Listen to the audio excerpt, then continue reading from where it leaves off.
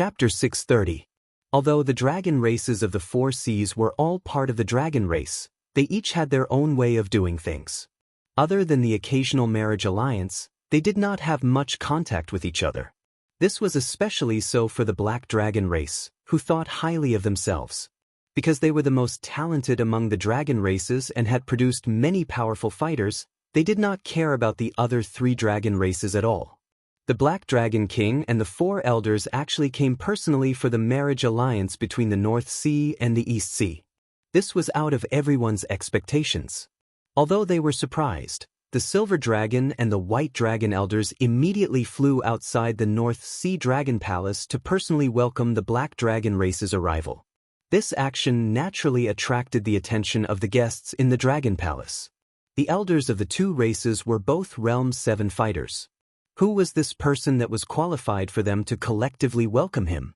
These Water Tribe powerful fighters did not dare to be negligent. They all came outside the Dragon Palace and stood respectfully behind the elders of the two races, looking ahead curiously. A few black figures gradually appeared at the end of their vision. Although they were still very blurry, the pressure coming from afar made everyone present feel a suffocating pressure. The black figures were extremely fast and gradually became clearer. Murmurs came from the crowd. It's the Black Dragons. They actually came too. The Black Dragon race is the leader of the dragon races of the four seas. Is the Silver Dragon race so important? Under everyone's gaze, the 5 black dragons quickly arrived in front of the Dragon Palace and transformed into 5 human figures. 4 of them were elders with extremely powerful auras. The last one was a middle-aged man with a slightly weaker aura, but he also had Realm 7 cultivation. 5 Realm 7 fighters of the Black Dragon race came. The Silver Dragon race's first elder walked forward and smiled with cupped fists. 4 elders and the Black Dragon King's arrival should have been notified in advance so that we could prepare in advance. Facing the Silver Dragon race's first elder, Ao Feng, and the other 3 elders did not speak. The Black Dragon King also maintained his silence. At this moment, the North Sea powerful fighters, including the Silver Dragon and White Dragon elders, realized that there was a human standing in front of the Black Dragon King and the 4 elders. However, everyone only had eyes for the Black Dragon race and ignored his existence from beginning to end. Now that they finally noticed him, they were shocked to find that this person was standing in front of the Black Dragon King and the 4 great elders of the Black Dragon clan, and the 5 experts of the Black Dragon clan seemed to be led by this person. Only then did the first elder of the Silver Dragon clan come to his senses. He was both surprised and doubtful, but he still looked at Li Mu kindly and asked, "This is?" Li Mu did not reply. He scanned the North Sea Dragon Palace with his spiritual perception and soon found 2 pitiful and helpless sisters locked in a palace. His figure disappeared, and when he reappeared, he was already in front of the palace. The elders of the Silver Dragon clan and the White Dragon clan were shocked. This was the first time they had seen a human being able to display speed comparable to that of the Dragon clan at a depth of 10,000 feet. Who is it? The 2 Silver Dragon guards at the entrance of the palace immediately discovered this uninvited guest, and they were just about to step forward to stop him when their bodies were sent flying through the air. Li Mu took a step forward. Suddenly, an obstruction appeared in front of him. It was the array formation that covered the entire palace. With a sweep of his aura, the array formation burst like a soap bubble. Li Mu took a step forward and appeared in the palace. The commotion outside immediately attracted the attention of the 3 people in the palace. The woman looked at Li Mu with surprise and confusion. After being stunned for a moment, the other 2 figures turned into 2 figures, one green and one white, and flew towards Li Mu. Xianxia grabbed Li Mu's hand tightly, her face full of joy. Xianxia, on the other hand, hung on Li Mu's body as usual, sobbing, "You finally came to save me. They bullied me and my sister." At this moment, the elders of the Silver Dragon clan and the White Dragon clan also rushed over. They looked at the scene in front of them in surprise. Li Mu took Xianxia off her body and gently patted her head. He looked back at everyone and asked, "Who bullied you?" Xianxia pointed at the great elder of the White Dragon clan and said, He stole my spiritual snail and forced me, my sister, and my mother to marry someone else. He's the worst. The great elder of the White Dragon clan's face was gloomy. He was about to reprimand her when his expression suddenly changed. He crossed his hands in front of his chest. Bang! After a dull sound, his body seemed to have suffered a heavy blow. He flew out, and all the bones in his body seemed to have fallen apart. Before he could react, his body was hit hard again. He fell from the sky to the ground. A crystal palace was smashed by him, and a huge pit was formed on the ground. The experts of the aquatics who came to the North Sea Dragon Palace to congratulate them were all stunned. Someone dared to make trouble here? A figure flew out from the ruins of the Crystal Palace. As expected of the Dragon Clan, even after suffering such a heavy blow, he did not suffer any injuries. He just looked a little embarrassed. However, he felt endless humiliation when he suffered a loss at the hands of a human in front of the Dragon Clan and many other members of the aquatics. A long spear appeared in his hand, and he said in a cold voice, "You're courting death." As soon as he said that, a spear light pierced through the space of 1,000 feet and headed straight for Li Mu. Ting Xian and In Xian, who had chased out of the palace, were shocked. Ting Xian's face was full of regret. She said in a panic, "What should we do? What should we do? I shouldn't have told him. He can't possibly be the great elder's match." Ao Feng glanced at her and said indifferently, "Don't worry. If Ao Yuan was his match, he wouldn't be in such a sorry state." Ao Feng knew very well that although Ao Yuan was older, his strength was only that of an ordinary 7th-level dragon. He could barely win against an ordinary 7th-level human. It was undoubtedly impossible for him to win against Li Mu. No one below the 8th level was his match, whether on land, in the sky, or under the sea. As expected, the great elder of the White Dragon clan was forced to retreat in front of everyone. The aquatics and dragons present could not believe that a human could suppress a 7th-level dragon at the bottom of the North Sea. Seeing this, the other White Dragon clan elder was about to make a move. Ao Feng glanced at him and reminded him, "I advise you not to move." At this moment, Li Mu was barehanded. The great elder of the White Dragon clan seemed to be taking a beating, but it was all physical pain. If they forced Li Mu to take out that spear or that bow, they would have to endure more than physical pain. However, the elder of the White Dragon clan obviously did not listen to Ao Feng's words and joined the battle in the next moment. Then, everyone saw a dazzling green light appear from the human's hand and land heavily on the elder of the White Dragon clan. Boom! He came quickly and left even faster. His body was sent flying by a spear, and another crystal palace was turned into ruins. The Silver Dragon clan elder and Silver Dragon King's expressions were ugly. This human caused trouble in the North Sea Dragon Palace. He clearly did not give the Silver Dragon clan any face. No matter what, they could not let him continue like this. The Silver Dragon King took a step forward. Ao Feng spoke again, "I advise you again. It's best if you don't move." The Silver Dragon King glanced at him and still rushed toward Li Mu without hesitation. Midway through his flight, a simple and unadorned bow appeared in Li Mu's hand, and he shot an arrow without hesitation. Before touching the human, the Silver Dragon King felt a strong sense of danger. This arrow made it impossible for him to retreat or dodge. He only had time to transform into his dragon form and forcefully block it with the strong body of the Dragon Clan. After a dragon roar that contained extreme pain, a rain of dragon scales fell from the sky above the Dragon Palace. The Silver Dragon King was covered in wounds. The scales on his body peeled off one by one, and he fell weakly to the ground. The White Dragon Clan's second elder had just climbed up from the ruins. When he saw the scene, he slowly lay back down.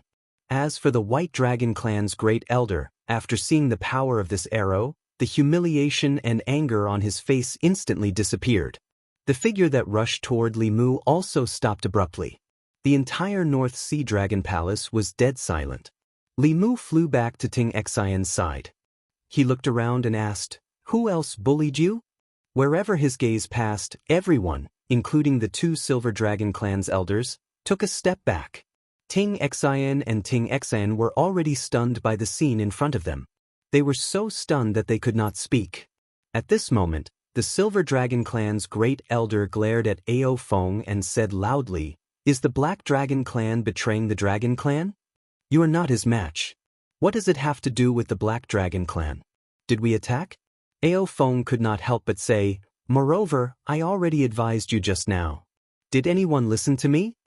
The Silver Dragon clan and the White Dragon clan had a total of 5 seventh realms. Among them, there were 2 from the White Dragon clan and 3 from the Silver Dragon clan. The Silver Dragon King had clearly lost the ability to fight back. As long as the Black Dragon clan did not attack, could this human fight against 4 of them alone? The Silver Dragon clan's great elder looked at Li Mu, whose aura had weakened by 20%, and said in a deep voice, attack together. He can't shoot many arrows. At this moment, Ao Feng knew that the Black Dragon clan could not sit by and watch anymore. As dragons, they did not want to help Li Mu fight against their own clan, but they could not let the White Dragon clan and the Silver Dragon clan continue to make mistakes. Not to mention that the 4 of them might not be able to turn the situation around even if they joined forces. Even if Li Mu was not a match for him, if he wanted to escape, no dragon here could stop him. Then what? The White Dragon clan and the Silver Dragon clan would definitely face his endless revenge. His revenge was not something that these 2 clans could bear. Ao Feng took a step forward and said in a low voice, stop. The Silver Dragon clan's great elder looked at him and said in a deep voice, is the Black Dragon clan really going to help an outsider fight against your own clan? Ao Feng's lips trembled as he transmitted a few words to him. The Silver Dragon clan's great elder's expression changed slightly as he transmitted a message, is what you said true? Ao Feng said indifferently, you have no idea how powerful this person is.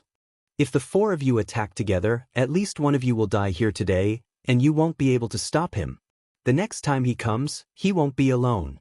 For the sake of the Dragon clan, let me remind you. If you still insist on doing things your own way, I can't do anything. The Silver Dragon clan's great elder's expression kept changing.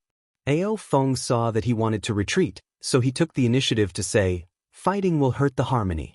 How about this, everyone give me some face and sit down to talk. Li Mu had already vented his anger for Xian and Xian, and the Silver Dragon clan also wanted to find a way out.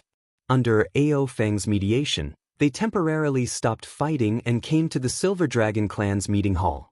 The White Dragon clan's great elder stared straight at Li Mu and asked, who are you? What's your relationship with them? Why are you interfering with our Dragon clan's family matters? Li Mu did not have an easy answer to this question. In the past, Li Mu could be said to be their uncle, but the White Demon King had already broken off his relationship with him. Should he say that they were his god-sisters?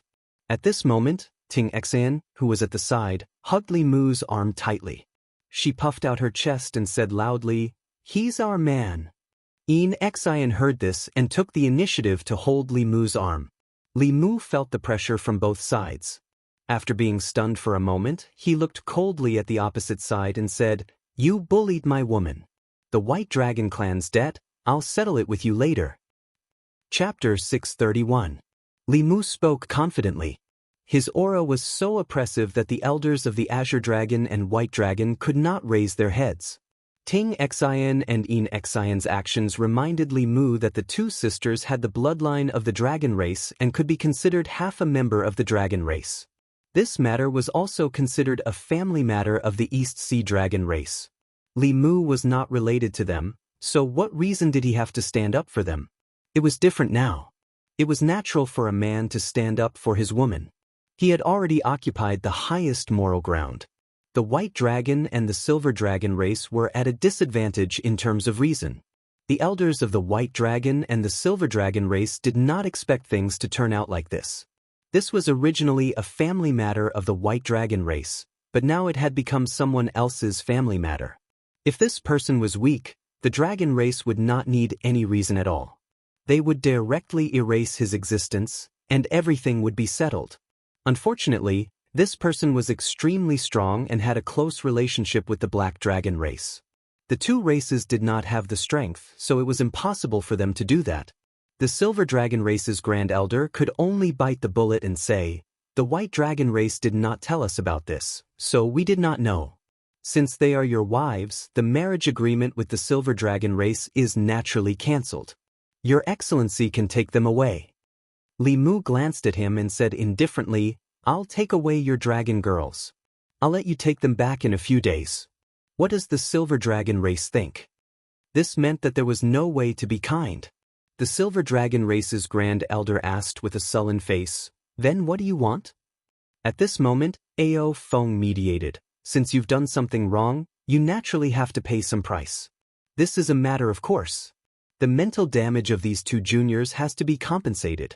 After the previous incident, Ao Feng already knew the meaning of mental damage compensation and used it flexibly. The Silver Dragon race's Grand Elder Daoist priest said, He also seriously injured our Dragon King. Ao Feng waved his hand and said, There's always a first come, first served rule. You captured his wife first, so you were in the wrong first. Besides, the Silver Dragon King also took the initiative to attack. At that time, I kindly advised him, but he just didn't listen. Who can you blame now? The great elder of the Silver Dragon clan could see that Ao Feng was on the side of the human. Although he didn't know what benefits the human had promised him, it was definitely not wise to go against the Black Dragon clan. The Silver Dragon clan had no choice but to accept this loss. It was just that he still did not understand Ao Feng's meaning and asked, What is mental damage compensation? Ao Feng said, It's simple. It's just 100,000 high-grade spiritual jades. Before Li Mu could say anything, Ao Feng had already made the decision for him. This was because the Black Dragon clan had paid such a price back then. The Silver Dragon race's Grand Elder exclaimed in shock, 100,000. 100,000 high-grade spiritual jades was not a small sum. Even a large underwater mine would not be able to gather 100,000 high-grade spiritual jades. Although the Silver Dragon clan had accumulated more than 1 million spiritual jades, that was the result of generations of accumulation. Taking out 100,000 spiritual jades at once was extremely painful. Meanwhile, Ao Feng added, 100,000 per person, a total of 300,000.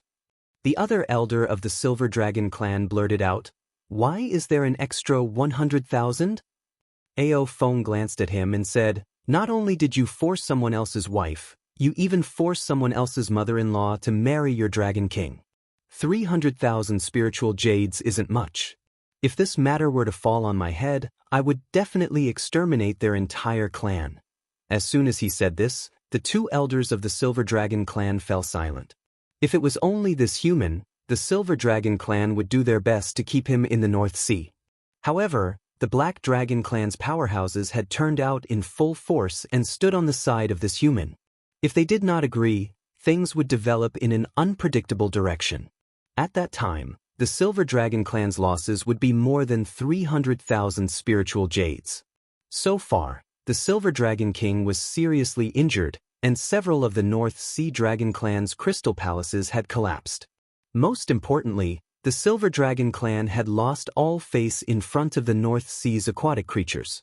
It could be said that they had suffered heavy losses. In the end, they still had to compensate the troublemakers with so many spiritual jades. When had they ever suffered such a huge loss? With the Black Dragon clan standing up for them, they could only pinch their noses and accept it. The Silver Dragon clan's first elder nodded with difficulty and said, We are willing to compensate. Ao Feng asked for 300,000 high-grade spiritual jades. After the Silver Dragon clan agreed, Li Mu did not say anything else. He had just caused a ruckus in the North Sea Dragon Palace and seriously injured the Silver Dragon King. It could be said that he had helped the White Demon King vent his anger. 300,000 spiritual jades to compensate Ting Xian and In Xian for their mental damage was not considered perfunctory. They were only frightened for a while and did not suffer any substantial injuries. Otherwise, Li Mu would not have let these two clans off so easily. After all, he was now their man. Li Mu's face was cold. He glanced at the two elders of the Silver Dragon clan and said coldly, If Ao Feng did not plead for mercy for you, I would definitely have wiped out the North Sea Dragon clan today. Beside him, the two sisters In Xian and Ting Xian were holding his arm. Their eyes were shining, especially Ting Xian, who was staring straight at Li Mu. Her eyes were full of affection, and she was unwilling to look away for even a moment. Ao Feng was also stunned for a moment. He did not expect Li Mu to care about his face. If anyone else said that they would wipe out the North Sea Dragon clan, Ao Feng would laugh because it was a fool's dream. Since ancient times, no human had been able to defeat the Dragon clan in the sea. However, the man in front of him really had the strength. Li Mu glanced at the two elders of the White Dragon clan. Ao Feng immediately understood. He looked at the two elders of the White Dragon clan and said, "And you too. Outsiders don't dare to bully you, but you only dare to bully your own clansmen. You have embarrassed the Dragon clan. Take out 300,000 spiritual jades and this matter will be settled. Otherwise, no matter what happens in the future, I will not help you." He was not doing this for Li Mu's sake. He just felt that it was unfair. The Black Dragon clan had offended Li Mu and paid a painful price. It also made his heart ache. Seeing the White Dragon clan and Silver Dragon clan suffer the same thing as them, he felt much better. Even the Silver Dragon clan had surrendered. The White Dragon clan only had two elders who did not have much lifespan left. It was even more impossible for them to go against Ao Feng's wishes. They could only grit their teeth and accept it. Li Mu originally wanted to form an alliance with the Dragon clan of the Four Seas. However, it seemed that an alliance was impossible. After witnessing the strength of the Silver Dragon clan and White Dragon clan, Li Mu did not have any intention of forming an alliance with them. He thought that there might be differences in strength between the Dragon clans of the Four Seas, but it should not be too big. He did not expect that only the Black Dragon clan's strength was passable. The Silver Dragon King and the two elders were all trash. The White Dragon clan was even worse. They only had two 7th-level elders, and it was obvious that they did not have much lifespan left. It was meaningless to form an alliance with them. After receiving compensation for the two sisters' psychological damage from the Silver Dragon clan, Li Mu brought them back to the East Sea. He was going to take 300,000 spiritual jades from the East Sea Dragon clan before leaving with them. Although the East Sea was their home in a sense, the Dragon clan did not have any human feelings in order to reproduce. It was better not to stay in such a home. In the East Sea Dragon Palace, Li Mu received 300,000 spiritual jades from the White Dragon clan. The White Demon King held his wife's hand. Ting Xian and In Xian's mother looked at the Dragon clan couple behind them and said, "Father, Mother, leave the East Sea with us." Ting Xian followed and said, "Grandfather, Grandmother, leave with us." Ao Guang shook his head and said, "No need. We were born in the East Sea and grew up in the East Sea. We don't want to leave here. Besides, we don't have many years left. The bottom of the East Sea is our home." Li Mu had heard the two sisters mention more than once that their grandfather and grandmother were very good to them. This Dragon clan couple's cultivation was at the 6th level, but they would probably stay at the 6th level for the rest of their lives. Unlike In Xian and Ting Xian, they had a strong sense of belonging to the East Sea Dragon clan. No one could force them to leave if they did not want to. However, if they left just like that and left them here to die, In Xian and Ting Xian would probably feel uncomfortable. Li Mu thought for a moment, then pointed at a palace behind him and said, "The two of you, come with me. Inxin, you come in as well." Hearing this, Ting Xian puffed out her chest and said unhappily, "Why are you only letting my sister go in?" Letting In Xian go in was because she could help Li Mu set up the formation. However, if Ting Xian was not allowed to go in, she would definitely let her imagination run wild. Li Mu waved his hand and said, "Oh, if you want to come in together." Ao Feng stood outside the palace and glanced at the two elders of the White Dragon clan. He said, "You don't have much time left." If it wasn't for this incident, he might have used the Talisman of Divine Secret to extend your lives by 10 years. Talisman of Divine Secret. The two elders of the White Dragon clan looked at each other. After realizing what Ao Feng meant, they saw regret in each other's eyes. Although 10 years couldn't let them break through to the 8th realm, they could protect the White Dragon clan for 10 more years. However, it was useless to regret now. The White Dragon clan's first elder, Ao Yuan, forced a smile and comforted himself. "Even if you give us another 10 years, it won't be of much use. The Talisman of Divine Secret is useless to us. Living for one more day was still living. These two dragons were just comforting themselves. Ao Feng didn't expose them. After a full 2 hours, Ao Feng and the other Dragon Clan experts suddenly felt that the spiritual energy in the surroundings was abnormal. Soon, it returned to normal. Then, a few figures walked out of the palace. Walking in front was a middle-aged couple from the White Dragon Clan. Ao Feng's gaze swept past them, and the next moment, he looked back. His dragon eyes were wide open as he said in shock, This couple was clearly Ao Guang and his wife who had just walked in. However, compared to before, they seemed to be dozens of years younger. Their white hair had turned black, and the wrinkles on their faces had disappeared. They looked radiant. When the mother and daughter stood together, they looked like sisters. Ao Feng looked at Li Mu and said in disbelief, What did you do to them? Li Mu shot a glance at Ao Feng and said indifferently, It's nothing. It merely extended their lifespans by 60 years. Chapter 632. 160 years. Ao Feng turned around and stared at the young Ao Guang and his wife. The aura of death and lethargy on the two dragons, who were nearing the end of their lifespans, had been replaced by vigorous vitality. This was not something that could be covered up by illusions or other magical powers. Ao Feng knew that the divine secret talisman could help extend one's lifespan. However, it could only extend lifespan by 10 years for cultivators at the 6th realm and 3 to 5 years for cultivators at the 7th realm. However, Ao Guang and his wife had directly reversed 60 years. This was definitely not something that the divine secret talisman could do. Ao Feng stared at Li Mu and asked, How did you do it? Li Mu said indifferently, Just set up a random array formation.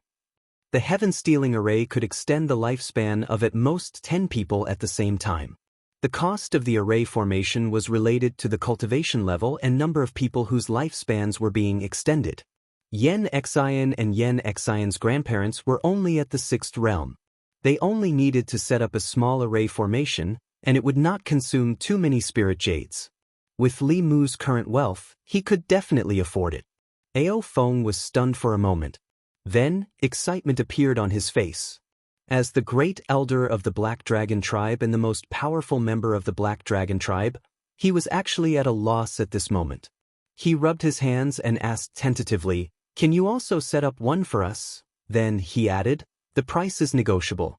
100,000, 200,000, 300,000 spirit jades. He knew better than anyone what an extra 60 years of lifespan meant to the Black Dragon tribe.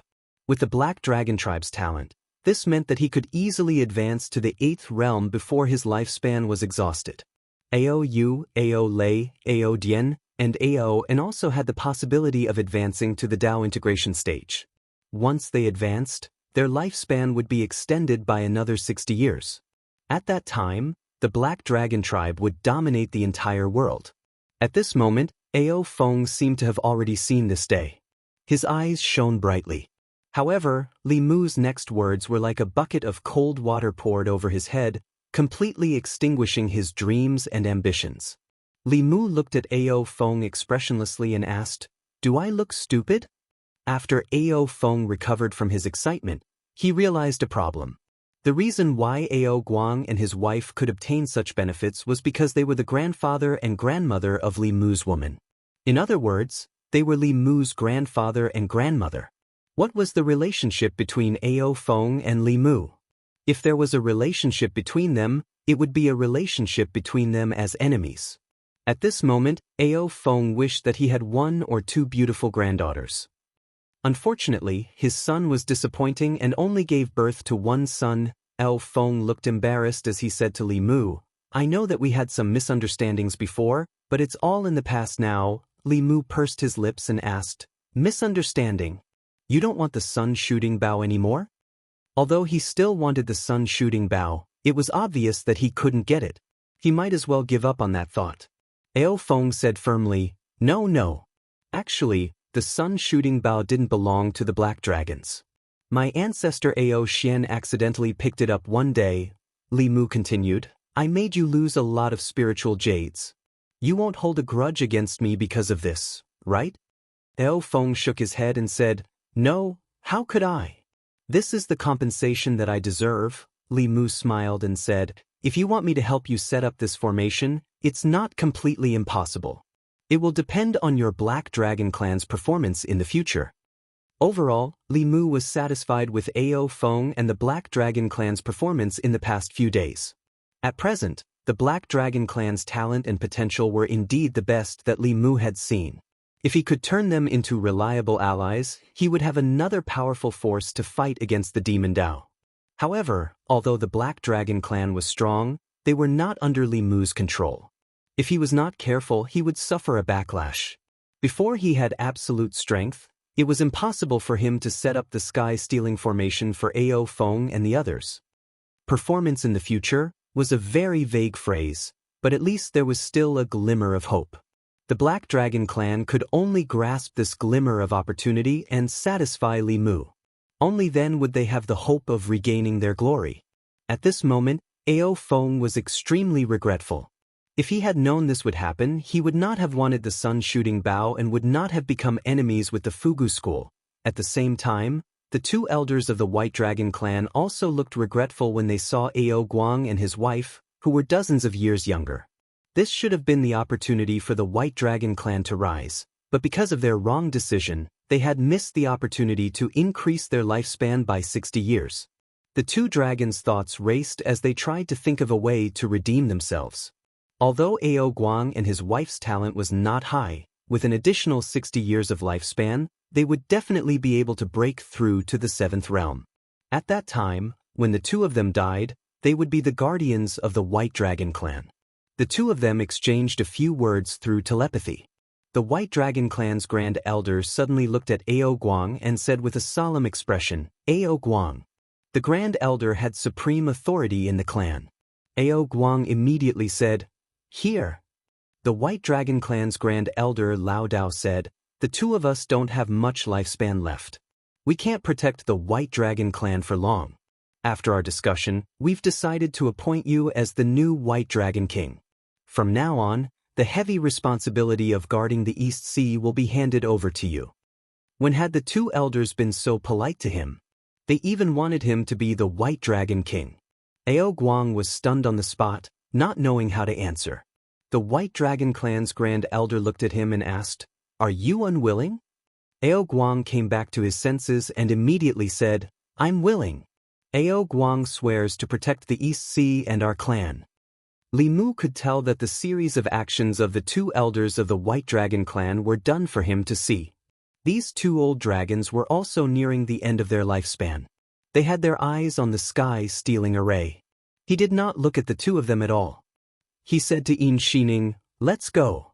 At this moment, the White Dragon clan's Grand Elder immediately stepped forward and said, "Sir, please wait.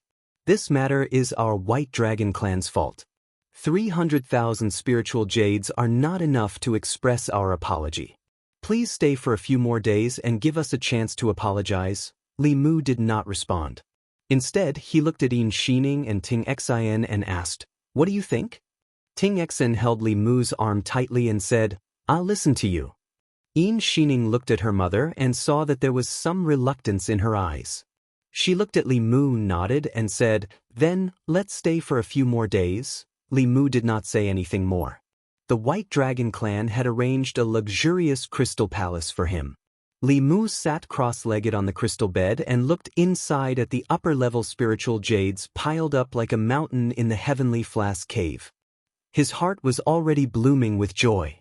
The sisters had given all the spiritual jades to Li Mu, so that Li Mu's trip to the East Sea and North Sea this time was even more fruitful than the trip to the Black Dragon clan. With these spiritual jades, the strength of the Fugu school's disciples would usher in a big surge in 2 or 3 years. At a certain moment, Li Mu withdrew his mind and looked at the door. Two figures pushed the door open and came in. Li Mu looked at Yin Xining and Ting Xian and asked, "It's so late. Why don't you go to sleep? What are you doing here?" Ting Xian held Yin Xining's arm, strode to the bed and said, "We're here to rest. We're your women. Of course, we should be with you at night." Li Mu was stunned and said, "That was just a temporary measure.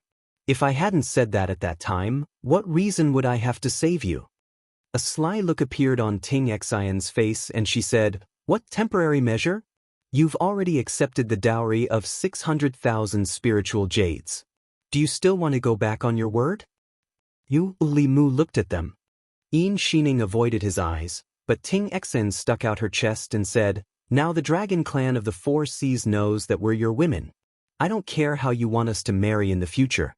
You have to be responsible for us." Li Mu finally realized what was going on. Although he was acting, they were clearly trying to turn the act into reality. Chapter 633. Ting Xian's feelings for him had always been clear, but Yin Xin was different. She had always been very reserved, but this time, she actually followed her sister, which meant that they were really serious about each other.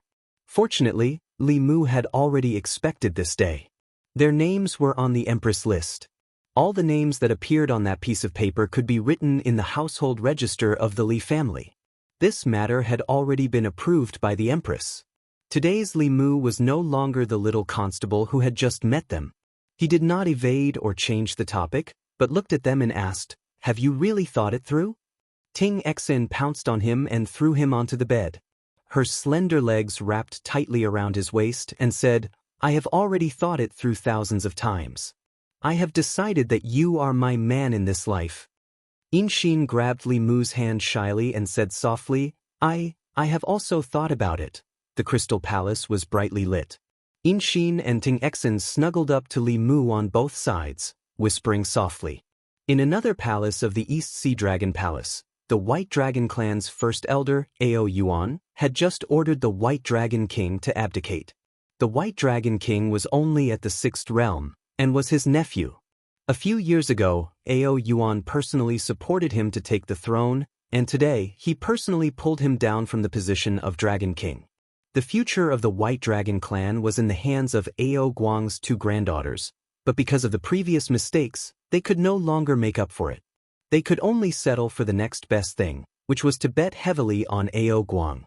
Ao Guang and his wife had a good relationship with them. When Ao Guang became the White Dragon King, the revitalization of the East Sea Dragon clan was on his shoulders.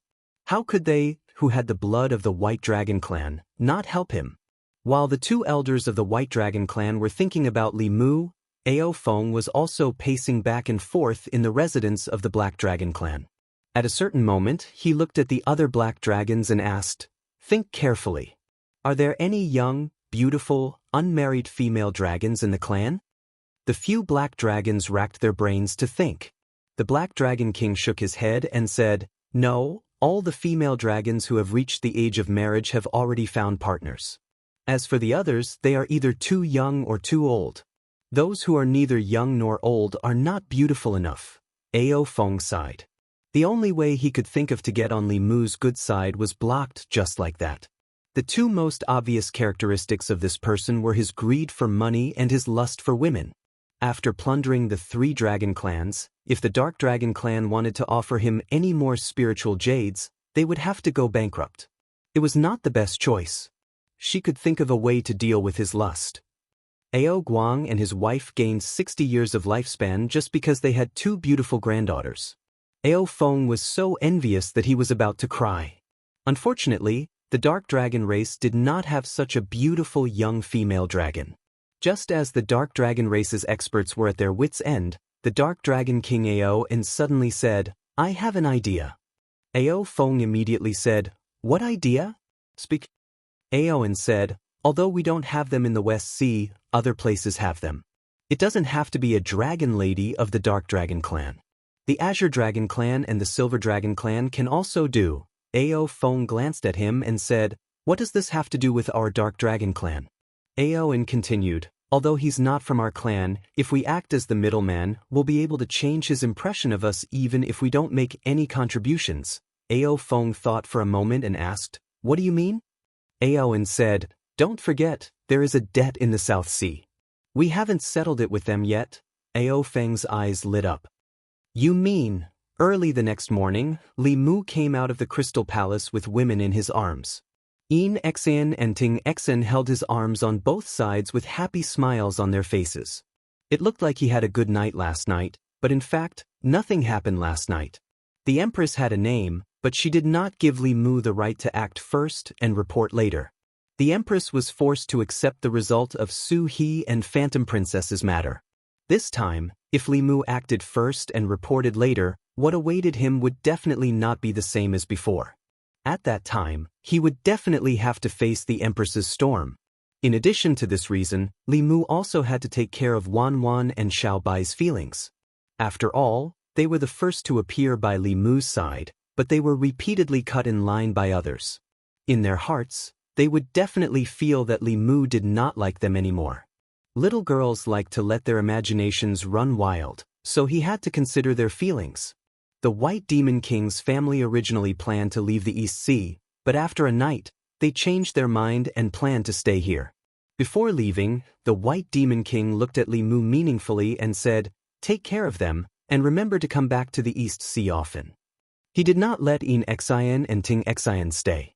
Instead, he let Li Mu take them away, as if entrusting them to him for the rest of his life. Li Mu nodded and said, "Don't worry, I will take good care of them." The mother of the two sisters also brought them to the side and said something. After that, the eyes of the mother and daughters were a little red. 2 hours later, Li Mu led the two sisters and the Black Dragon race to the East Sea's coast. On the way, Li Mu looked at Ao Feng and said, "After reaching the shore, return to Mount Baiyun first." Ao Feng rolled his eyes and said, "We still have some things to deal with. After we are done, we will return to Mount Baiyun." In the past, the Black Dragon race did not like Fulu school. After all, living under someone else's roof and being controlled by others was not a good life. However, the situation now was different. They wished they could stay at Mount Baiyun. Not to mention 8 or 10 years. If Li Mu could extend their lifespans by 60 years, they would be willing to move the West Sea Dragon Palace to Mount Baiyun. Li Mu nodded and said, "You guys go do your things first." He was not worried that Ao Feng and the other Black Dragon race experts would run away. The backbone of the Black Dragon race was at Mount Baiyun. The Black Dragon race would not abandon their people. After Ao Feng and the others left, Li Mu, Xian, and Xian came to the East County. He accompanied them to walk around the East County and taste the local delicacies. They had been restricted for a long time and had not come into contact with the mortal world for a long time.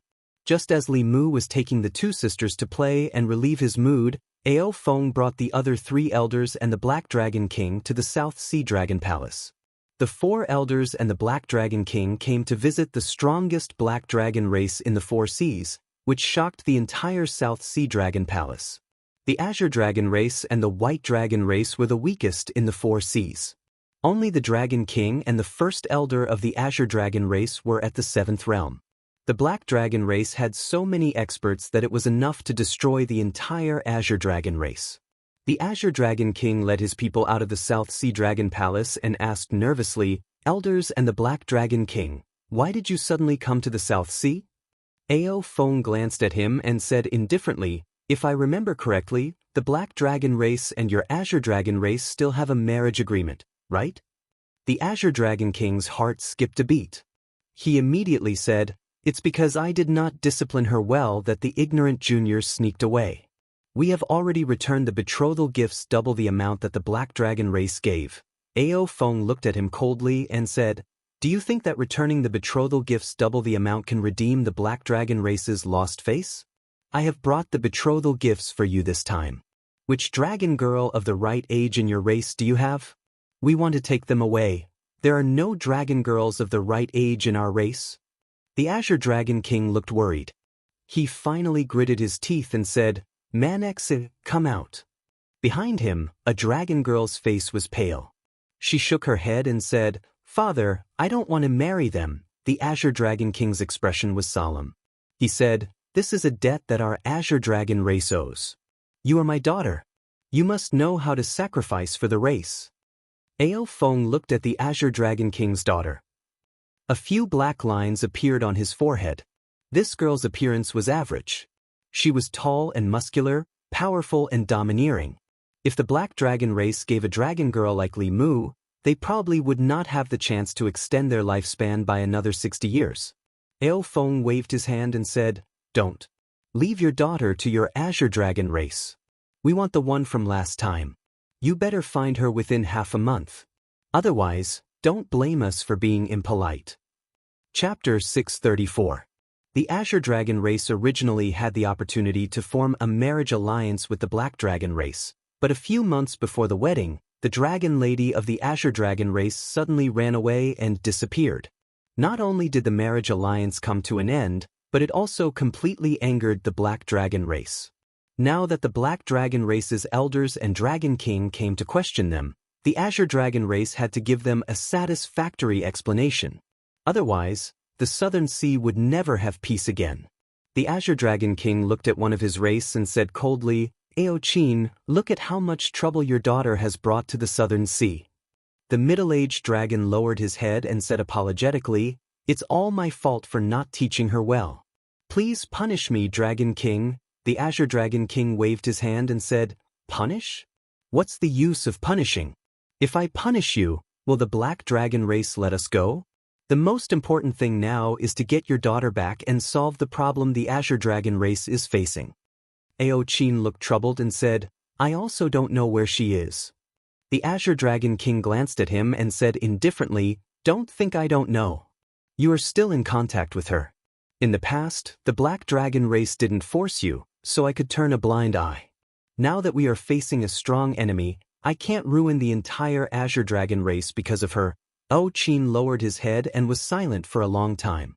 Finally, he sighed and said with difficulty, "Okay, I will call her back." Li Mu brought in Xian and Ting Xian to play for a few days and then returned to the divine capital. Ting Xian and the Empress hadn't seen each other for a long time and went to the Imperial Garden to catch up. Ling Long helped her look through the memorials in the Changel Palace. Li Mu looked around and found that something seemed to be missing in the hall. He thought for a while and asked, "Where's Cheng Xian?" In the past, when he came to the Changel Palace, Cheng Xian would always be leaning on a pillar in the corner, gnawing on chicken wings, duck neck, or the pork shoulder made by the imperial chef. Today, he didn't see her. There was no aura of her in the entire palace. Ling Long raised her head and said, "Something seemed to have happened at home." She went back to the Southern Sea. Southern Sea? Li Mu was surprised. She was forced to escape from the marriage. How could she run back? He continued to ask, "What happened at home?" Ling Long shook her head and said, "She didn't say anything, but she left in a hurry. There must be something urgent. For her to return to the South Sea, the matter must be very important." Li Mu took out the sound transmission Dharma artifact that Emoli had specially made for him and activated it with his mana. After a long while, a voice came from the other side. "Lord Li," Cheng Xian's voice was somewhat downcast. Li Mu asked, "I heard from Ling Long that you returned to the South Sea. What happened?" Cheng Xian was silent for a while before she said, "It's because I've been away from home for too long. Mother misses me, so I came back to see her." She had indeed left home for a long time, so it was normal for her family to miss her. After confirming that she was fine, Li Mu didn't ask any more questions and said, "Then you should accompany your parents." At that moment, in the South Sea Dragon Palace, Cheng Xian put away his voice transmission Dharma artifact and lowered his head. The disappointment on his face deepened. Beside her, a man sighed. "Father and mother have let you down." Cheng Xian shook her head and said, "It's not father and mother's fault. I was too stubborn. I should have prioritized the South Sea." After her parents left, Cheng Xian sat by the bed alone. She curled up her legs and buried her head between her knees. Images flashed through her mind. Sister Empress, Sister Mei, Sister Ali, the duck neck and chicken wings from the imperial kitchen, and the braised pork shoulder. The time she left the South Sea was the happiest time of her life. At first, when she was captured by Lord Li and became his mount, she was unwilling. Later on, she realized that there was nothing wrong with being a mount. She had food, drinks, and fun to play with.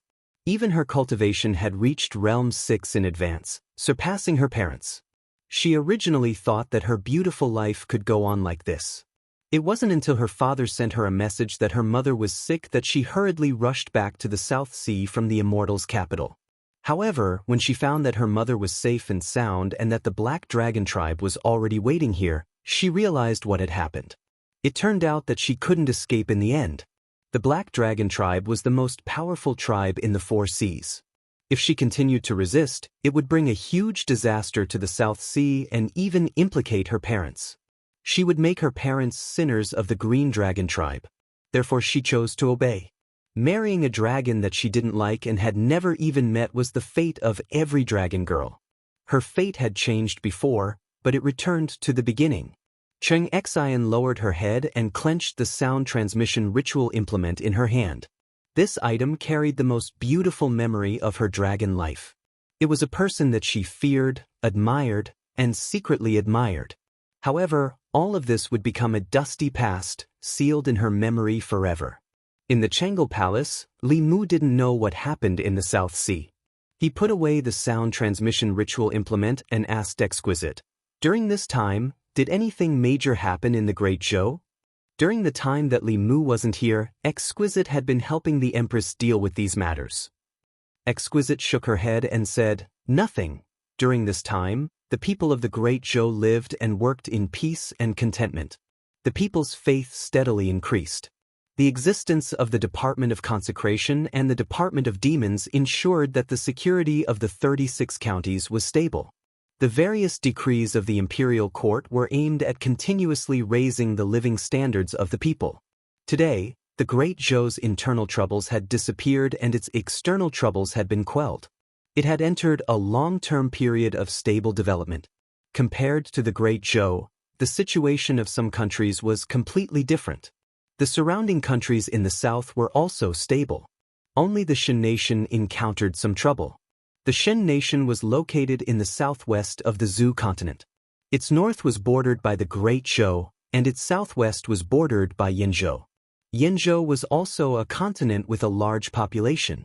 Unlike the small countries in the Zhou continent that relied on the central dynasty, Yanzhou had dozens of countries.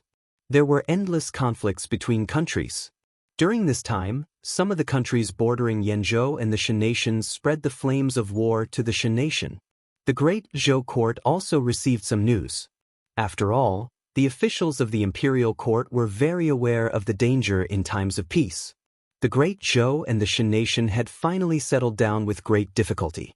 If the Shen nation was destroyed by Yanzhou, the southern border of the Great Zhou would be threatened again. Fortunately, the Shen nation couldn't withstand a single blow from the Great Zhou. However, in the eyes of the Shen nation, the countries of Yanzhou were all its younger brothers. The moment their borders were invaded, the Shen nation gave them a head-on blow. A large country in Yanzhou suffered tens of thousands of casualties and immediately retreated from the Shen nation's borders. This matter didn't affect the Great Zhou, so Li Mu didn't take it to heart. After discussing political matters with Exquisite for a while, the sound transmission magical artifact suddenly vibrated. It was actually AO Run calling. In order to facilitate communication, Li Mu also gave one of this magical artifacts to the Black Dragon clan. Li Mu picked up the sound transmission magical artifact. After a while, he asked doubtfully, "Your Black Dragon clan wants to give me a surprise." "What surprise?" Chapter 635. Ever since he knew that Li Mu could set up the sky-stealing formation and extend people's lifespan by 60 years, Ao Feng became more attentive to Li Mu in all aspects. In the past, even when he was by Li Mu's side, he was reluctant and did not smile. Later on, he was always at Li Mu's beck and call, serving him tea, and flattering him to the best of his ability. Now, he said that he wanted to give Li Mu a surprise. He must be trying to curry favor with Li Mu again, hoping that Li Mu could extend their lifespan by 60 years. Of course, Li Mu would not extend their lifespan now. However, Li Mu planned to accept the surprise of the Black Dragon race. The dragon race was the richest race in the world. It would be a waste not to take advantage of it. Li Mu asked, "Where is the surprise?" Ao Feng said, "Where are you now? I will send it to you." Li Mu was in Chengdu now. However, he planned to return to Mount Baiyun to send back the spiritual jades that he had obtained from the East Sea and North Sea. Thus, he said, "Send it to Mount Baiyun first. I will be there soon." Not long after he put away the sound-transmitting instrument, the Empress walked in from outside. She looked at Exquisite and said, "Exquisite, you go out first." Exquisite looked up at her and then at Li Mu. Then, she put down the booklet in her hand and ran out quickly. Zhou Yi crossed her arms and looked at Li Mu. She asked, "Don't you have anything to tell me?" Li Mu raised his hands and said, "I will tell you. That day in the East Sea, Yinxin and Tingxin expressed their feelings to me. However, I did not do anything. Instead, I returned to Shenru to ask for your Majesty's instructions." Zhou Yi glared at him and asked, "Ask for my instructions? Ask for my instructions? If I did not agree, would you send them back to the East Sea?" Li Mu looked at Zhou Yi and said, "Your Majesty, you said last time that as long as it was written on that paper, you would not care." Zhou Yi's chest heaved. She suddenly regretted letting Li Mu write these names on that piece of paper. This had become his golden ticket to avoid death. The only thing that made her feel a little gratified was that this time, he did not act first and report later. He knew to come back and ask for her permission first. However, what made Zhou Yi angry was that Li Mu didn't act first and report later. If he really did that, Zhou Yi would have an excuse to make trouble for him. Now, she could only suppress her anger in her heart. After all, she was the one who said that she would not care about his past. A monarch's words were not a joke. As the empress, how could she go back on her words? Zhou Yi could only comfort herself with the fact that the Tingxin sisters were also on her side. If it weren't for Tingxin, she didn't know how long it would take for her to face her own heart and confide her feelings to Li Mu. How could she burn the bridge after crossing it? She began to recall the names on the paper. Tingxin, Yinxin, Qingxin, Hulu, and Li. Now, only Qingxin, Hulu, and Li were left. Li would not like Li Mu. Hulu was far away in the Yao Kingdom, so she didn't care much. As for Qingxin, she had already returned to the South Sea. Even if she came back, she would be by her side and wouldn't give him a chance to take advantage of her. Zhou Yi was relieved. She glanced at Li Mu and said, "Of course I remember what I said. I also like Tingxin very much. In the future, let her accompany me in the palace." Li Mu shrugged and said, "As long as she is willing." After getting past the empress, Li Mu breathed a sigh of relief. Fortunately, he had the foresight. If he hadn't written Tingxin and Yinxin's names, he wouldn't have been able to get past the empress so easily this time. After leaving the palace, Li Mu planned to return to Mount Baiyun to hand over the spiritual jades to the sect and see what the surprise Ao Feng mentioned was. Could it be 1,000,000 high-grade spiritual jades? Or did they find a huge spiritual jade mine at the bottom of the sea? Li Mu felt that Ao Feng had been by his side for a long time. He should know what he liked. Nothing could surprise him more than 1,000,000 spiritual jades or an entire spiritual jade mine. After all, the cultivation of the sect disciples required spiritual jades. The activation of the teleportation array required spiritual jades. The Great Sky Stealing Array required spiritual jades. Writing talismans, refining pills, refining weapons, and setting up arrays all required spiritual jades. In the cultivation world, spiritual jades were both resources and currency. They were the foundation of a sect's rise. People of the devil path could take people's souls and essence blood without any scruples. However, cultivators of the righteous path could only use spiritual jades. Not long after, in the largest Dao palace on the main peak of Mount Baiyun, when Li Mu took out 6 small mountains of high-grade spiritual jades from the flask space, Xianxia and the others were only shocked for a moment before their expressions returned to normal. After all, it was not the first time they had seen such a scene. Fu Daozi looked away from the spiritual jades and said to Li Mu, "Disciple, come with me." He brought Li Mu to a palace and said, "Although you have been my disciple for some time, I have not taught you anything. Today, I will teach you the Void Talisman Condensation Technique." Void Talisman Condensation Technique was a mystical ability of ancient cultivators when the spirit chi of heaven and earth was still very rich. At that time, Fulu could be directly condensed with the spirit chi of heaven and earth. Now that the spirit chi was thin, they could only use spiritual liquid to write it in advance and use it in battle. Fu Daozi was the only exception. He had been in seclusion for several years. When he broke through to the next realm, he also comprehended the Tao of Void Talisman Condensation Technique. Moreover, he could use it in a space where the spirit chi was thin. This made his strength comparable to the experienced 7th realm like Ao Feng even though he had just broken through. However, Li Mu tried to condense a talisman in the void according to the method taught by Fu Daozi, but he did not succeed. He tried several times in a row but it was still the same. Fu Daozi was puzzled and muttered, "That's impossible. I'm not surprised that Xianxia and the others can't learn it. You are so smart, why can't you condense a Fulu?" Li Mu tried a few more times and shook his head. "Perhaps I haven't fully comprehended the Fulu Dao." In terms of knowledge, no one in the cultivation world could compare to Li Mu. He knew how to write talismans, refine pills, refine weapons, array formations, cultivate the body, the demon Dao, the ghost Dao, the demon Dao, the Dao of dual cultivation. He could be said to be a walking encyclopedia in the cultivation world. However, except for the Dao of dual cultivation, he could not be said to be proficient in other aspects. He knew much more about the Fulu Dao than Fu Daozi, but Fu Daozi had been immersed in the Fulu Dao for 100 years in his life. He had his own understanding of the Fulu Dao, which was something that Li Mu could not obtain no matter how many heavenly books he read. Just like how Xiaoyu was the only one who could use the ability to curse the heavens, Li Mu, who had established his heart for the heavens and the earth, could directly control the power of the heavens and the earth. Similarly, the ability to condense talismans out of thin air was a unique ability of Talisman Daozi. From a certain point of view, this was a reward after being recognized by the heavens and the earth. Even though Li Mu had more than 10 heavenly books, he did not fully understand the operation of the heavens and the earth. For example, this kind of tailor-made magic power, the principle of the sky-stealing array, the refining method of the sun-shooting bow, and the door of the heavenly book were all mysteries to him.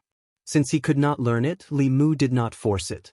Taking advantage of the fact that Ao Feng had not returned, he preached to the disciples of White Cloud Peak. Halfway through Li Mu's speech, 5 black dragons flew over from the distant sky. The disciples of White Cloud Mountain were already used to this. They all knew that the Black Dragon clan lived in White Cloud Mountain and seemed to have been subdued by the elders. During this period of time, they got along well with the disciples of White Cloud Mountain and had never had any conflicts. Remembering Ao Feng's surprise, Li Mu ended his preaching and went to a mountain at the back of the mountain. This was the place that Xianxia had set aside for the Black Dragon clan. Ao Feng and a few other dragons stood in front of a hall. Li Mu walked over and asked, "What's the surprise you were talking about?" Ao Feng pointed at a hall in front of him and gave Li Mu an extremely mysterious smile, saying, "You will know when you go in." He actually made it so mysterious. This greatly piqued Li Mu's curiosity. He impatiently released his divine sense to scan the area, but it was blocked outside the hall. Clearly, this hall was sealed by Ao Feng with a formation. This made the surprise they wanted to give Li Mu even more mysterious. Li Mu did not say much. He walked to the front of the hall and pushed the door open. He was thinking about a pile of dazzling spiritual jades, but he only saw one person in the hall. No, it was a dragon. Li Mu looked at Xianxia and said in surprise, "Xianxia, what are you doing here?" When she was taken away by the Black Dragon clan's great elder and released from his cave, she was already in this hall. Xianxia did not know where she was and what she would face next. She was worried and scared, and her mood was extremely low. Hearing this familiar voice, she suddenly raised her head and looked at Li Mu. After being stunned for a moment, she immediately said in surprise, "Lord Li, you came to save me." Li Mu was even more stunned. "What save you? What happened to you?" Xianxia looked at Li Mu, and the endless grievances in her heart these past few days welled up. She flew into Li Mu's arms and cried, "Woo-woo, they said they were going to give me to a human. I thought I would never see you again." Li Mu looked at Xianxia in a daze. In the next moment, he understood what the surprise Ao Feng was talking about was. Li Mu's face darkened. He said in a low voice, "Ao Feng, come in." There was no movement outside. His voice was blocked inside the hall. Ao Feng was actually considerate enough to soundproof this place. Li Mu slapped out a palm and the array shattered. He said, "Ao Feng, come in." As his voice rang out, Ao Feng immediately walked in. He smiled and asked, "Lord Li, how is it?" Are you satisfied with this gift? This is the most beautiful dragon girl in the South Sea. Although Xianxia was beautiful, Li Mu wanted spiritual jades, not dragon girls. Li Mu glared at Ao Feng and asked, "Who do you think I am? A lecher?" This was not something obvious, but Ao Feng naturally did not dare to say so. He looked at Li Mu nervously and asked, "Is Lord Li not satisfied? Do you want me to get another one from the South Sea?" Chapter 636. Ao Feng couldn't figure out why Li Mu wasn't satisfied with the number 1 beauty of the Southern Sea Dragon race. She had the looks and the figure. If not, the Black Dragon race wouldn't have chosen her back then. Could it be that Li Mu liked someone with a big waist like Ao Manue? Judging from the women around him, his taste should be the same as that of the dragon race. However, Ao Feng soon noticed that something was amiss. The Southern Sea Dragoness was clinging to Li Mu's body, crying her eyes out. It didn't seem like they didn't know each other. Ao Feng was stunned and asked, You know each other?" Li Mu looked at him coldly and asked, "What do you think?" Ao Feng's face turned pale. This was truly a case of a flood rushing against the Dragon King's temple. How could they have known that Li Mu actually knew the Dragon Lady of the Southern Sea Dragon Palace? Moreover, their relationship seemed to be quite deep. After coming back to his senses, Ao Feng quickly said, I'm sorry. I didn't know you knew each other." Li Mu glared at him and said, "Go out first. I'll deal with you later." Ao Feng sighed in his heart and walked out of the hall. He wanted to give him a dragon lady to curry favor with him, but he didn't expect to make such a mistake. He was afraid that after this, his lifespan of 60 years would be further and further away from him. Xianxia was still crying on Li Mu's chest. Li Mu asked helplessly, "Why didn't you tell me that you were threatened by the Black Dragon race?" Xianxia felt wronged and said, "I didn't know that they listened to you, and I didn't know that person was you." Li Mu patted her back and comforted her. It's okay. I'll help you vent your anger when we get out." He reached out and wiped away Xianxia's tears. Her face was delicate and supple. She looked at Li Mu with a pitiful gaze. And when he looked at Xianxia at a certain moment, Li Mu sensed that there was an aura in his body that was starting to become restless. At the same time, Xianxia's body was also a little strange. Her breathing was a little chaotic, and her face started to turn slightly red. The two of them felt as if they were hugging each other tightly and even fusing into each other's bodies. Li Mu knew that this was the doing of the dragon marrow in their bodies. He and Xianxia had both received Ao Qing's inheritance. As long as they were close to each other, the dragon marrow in their bodies would attract each other and produce this feeling. The atmosphere in the hall suddenly became awkward and ambiguous. Li Mu already felt his mouth dry up. He let go of Xianxia and took her outside. He asked, "How do you want to deal with them?" The strength of the Black Dragon clan had been deeply imprinted in her mind since she was very young. Although she had Li Mu's support, she still shook her head and whispered, Forget it. Li Mu looked at her and said, "I'm here, don't be afraid." At this moment, Ao Feng immediately said, "No matter what, it's our fault. Why don't the Black Dragon clan compensate her with 100,000 spiritual jades, and the Southern Sea Azure Dragon clan compensate her with another 100,000 spiritual jades?" Xianxia looked at Li Mu and nodded slightly. She said, "Okay." Li Mu didn't hold on to the Black Dragon clan. After all, Ao Feng did this to curry favor with him. Although the method was a bit clumsy, if he didn't let this matter go, it would be difficult for the Black Dragon clan to do anything for him in the future. Li Mu's face darkened. He said, "Don't act on your own in the future.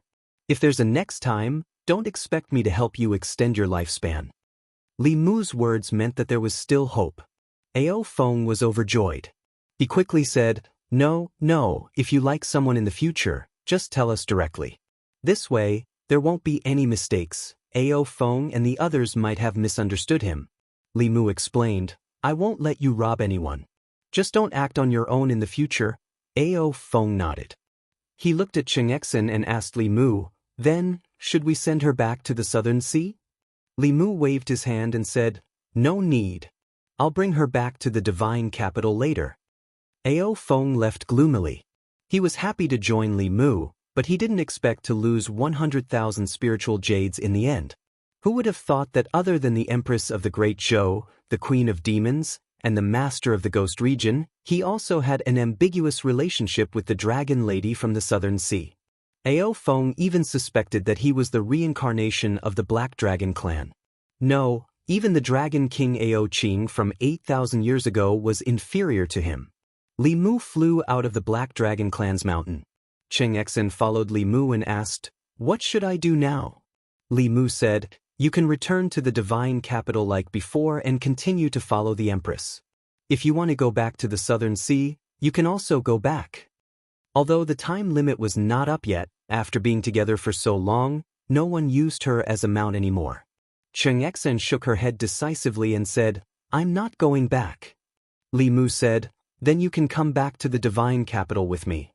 He thought that the surprise Ao Feng gave him was an endless supply of spiritual jades. He didn't expect that he would give Xianxia as a gift. Li Mu came here for nothing, so he could only take her back. In the palace, Zhou Yi saw Xianxia and Li Mu appear together. She was stunned for a moment and asked suspiciously, "Why did you come back together?" Li Mu saw her expression and knew what she was thinking. He immediately explained, "Your Majesty, don't misunderstand. It's a long story. I'll explain it to you slowly." Li Mu first met Xianxia in the Shin Kingdom because she didn't want to marry the Black Dragon clan. She secretly escaped from the Southern Sea, but unexpectedly fell into the hands of the Shin Kingdom people. In the end, she met Li Mu. This time, in order to please Li Mu, Ao Feng and the others forced the Southern Sea Dragon clan to hand Xianxia over. The Southern Sea Dragon clan used her mother's illness as an excuse to trick her back to the Southern Sea and handed her over to Ao Feng and the others. Then, Ao Feng brought her back to the White Cloud Mountain and prepared to give her to Li Mu as a gift. After going around in circles, she returned to the divine capital. Li Mu sipped his tea and said, "That's what happened. I thought they would give me hundreds of thousands of spiritual jades." Who knew it was Xianxia? Zhou Yi glanced at him and said, "This shows that your image in the Black Dragon clan is like this. You should reflect on yourself. Why did they give you Xianxia and not something else? How could Li Mu know the Dragon clan's way of thinking?" Ao Feng's mistake was ultimately his fault. Unfortunately, Li Mu couldn't reason with the Empress. After sending Xianxia to the Imperial Palace, he returned home. Xianxia was temporarily living in the Imperial Palace, while Xianxia was living in the Li Mansion.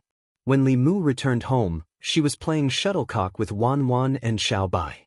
Although the three of them were young, their cultivation was in the 5th realm. If they wanted to, they could make the shuttlecock never fall to the ground. Li Mu didn't know why they could play so happily. However, watching their graceful bodies flying up and down was also a kind of enjoyment. Li Mu looked at them for a while. Among the three women, Xianxia was the strongest, followed by Wan. Xiaobai, who had stepped into the door of cultivation earlier than Wan, had the lowest cultivation. This was not because Wan was more talented than her, but because Xiaobai, as a member of the Heavenly Fox clan, had not resolved the knot in her heart and had not settled the karma. Even if she used elixirs, she could not step into the next realm. Li Mu looked at Xiaobai with a tender expression on his face. She was the most sensible and obedient. She never caused trouble for Li Mu. She had always suppressed the hatred for her grandmother and her clan deep in her heart and never revealed it easily. She was always thinking about the hatred of her clan's extermination, but she always showed a smile in front of everyone. In the past, Xuanzong was a giant in the eyes of Li Mu and her. But not anymore. He could mobilize the experts of the Great Zhou, the Yao Kingdom, the Ghost Realm, the Yong Kingdom, the 5 Taoist sects, the 4 Buddhist sects, and the Black Dragon clan. Even if Xuanzong had an expert of the 8th realm, he could not protect Xuanzong's disciple. Fu Daozi once wanted to fight Xuanzong, but Li Mu refused. He wanted to wait until he had the strength to fight against an 8th realm expert. Then, he would fight Xuanzong on behalf of the Fulu school. But when Li Mu saw Xiaobai smiling like a flower, he changed his mind at this moment. He did not want to wait any longer. Li Mu smiled and waved to Xiaobai, saying, "Xiaobai, come here." Xiaobai threw down the shuttlecock and quickly ran to his side. She asked with a smile, "Benefactor, what's the matter?" Li Mu patted her head and said, Let's go. I'll take you to revenge. Chapter 637. Although Xuanzong only had 5 seventh realms, Li Mu had to be fully prepared because of Tianjizi's existence. He didn't go there to start a war with Xuanzong, but to force them to hand over Qingqingzi so that Xiaobai could take revenge.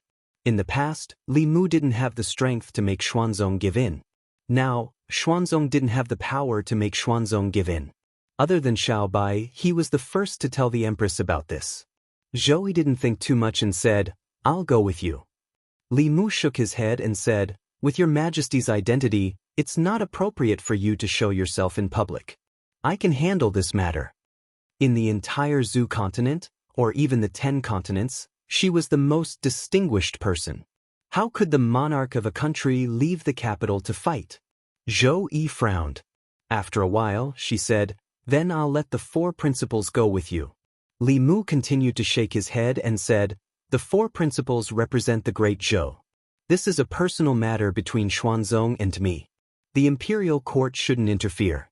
Moreover, they have the responsibility of guarding Shin, Du and can't leave." Zhou Yi thought for a while and said unhappily, "You don't want me to help you. Are you going to find that fox and your ghost sister?" Li Mu didn't comment. The Great Zhou was a human country, and the central imperial court of the Zhu continent was orthodox. Everything the imperial court did had to follow etiquette. However, the Yao country and the ghost realm were different. They had always been barbaric and violent. Naturally, they didn't have so many concerns. Looking at the Empress, who was obviously jealous, Li Mu held her hand and comforted her. "This time, we're condemning Xuanzong. It's improper for the Empress of a country to follow. Next time, if there's a chance like this, I'll definitely bring you." The Empress had a childish temper. She was only dissatisfied that Li Mu had asked for help from Phantom Princess and Su He, leaving her behind. Li Mu comforted her for a while, and she felt better. After settling the matter with the Empress, Li Mu looked at Linglong, who was busying herself at the table, and said, "Linglong, you haven't returned home in a long time. You can accompany me to the state of Yong." Princess Linglong had learned many ways to govern a country from the heavenly tomes. As the Yong kingdom was too small, it did not give her too much space to display her skills. It was only during this period of time in the Great Zhou that she was able to display all her skills, even forgetting the time. Only after Li Mu reminded her did she realize that she had not returned for a long time. For a moment, her heart was filled with thoughts of her hometown and family. She immediately stood up and said, Okay. Li Mu did not delay. After leaving the palace, he brought Linglong and Xiaobai to the state of Yong. In the Yong imperial palace, he and the Yong emperor had a private discussion. Not long after, the Yong emperor personally escorted him and Xiaobai out of the imperial palace, saying, "Rest assured, Lord Li. I will definitely be there when the time comes." Li Mu cupped his hands and said, "Many thanks, Your Imperial Majesty." The Yong emperor smiled and returned the greeting, saying, "What are you saying, Lord Li? You have done a great favor for the state of Yong. This is also an opportunity for us to repay your kindness." After leaving the state of Yong, Li Mu went to the state of Liang, the state of Yu, the state of Jiang, and the state of Jing, respectively visiting the Danding sect, the Ling formation sect, the southern sect, and the northern sect. When he left the northern sect master and the 2 grand elders looked at each other and sighed. If Xuanzong had known this would happen, why did he do it in the first place? Only one of the grand elders was puzzled, muttering, "Martial Uncle Tianjizi's divination skills are unparalleled in the world. He can even predict the future for a short period of time. Could it be that he didn't predict that Xuanzong would have this day?" The other grand elder shook his head and said, "The mysteries of heaven are hard to predict.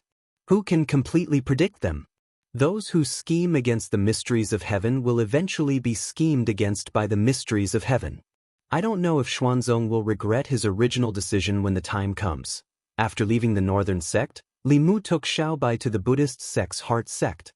He reminisced with Xuandu for 2 hours, then had a secret discussion with the venerable of the heart sect for 15 minutes before leaving the heart sect.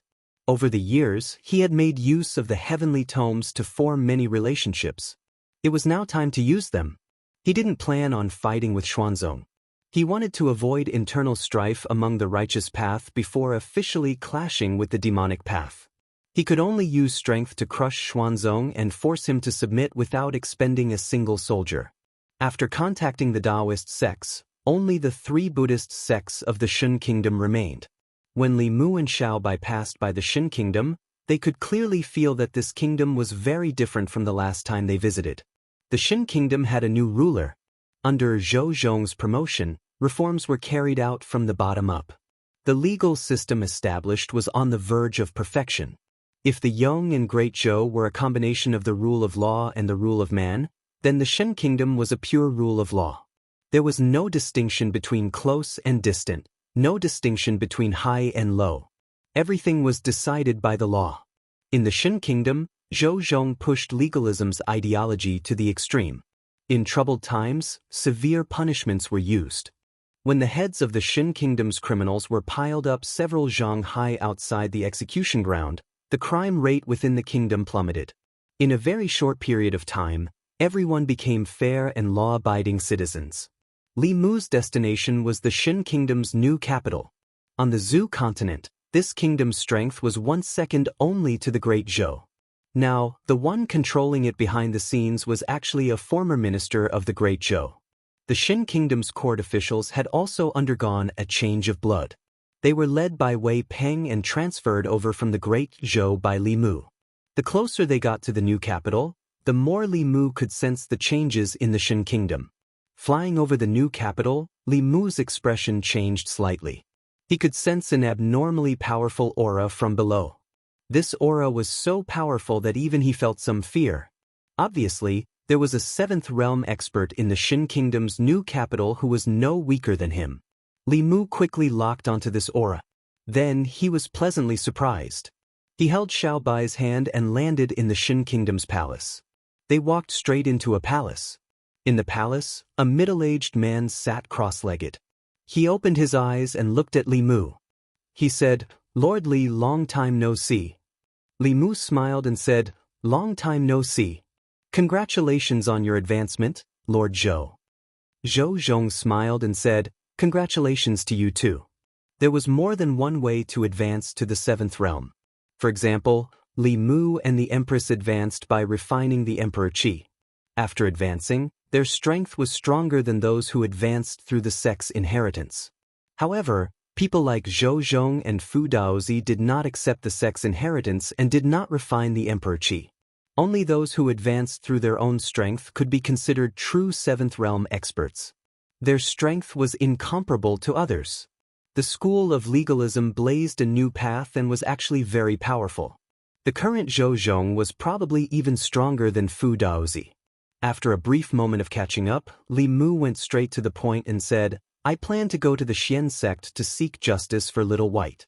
Originally, I was here to invite the venerables of the 3 sections. Since Lord Zhou has also advanced, why don't we go to the Xian sect together? The scenery in the East Sea is much better than here." Without a doubt, Zhou Zhong, who had just advanced to the 7th realm of legalism, was grabbed by Li Mu just like that.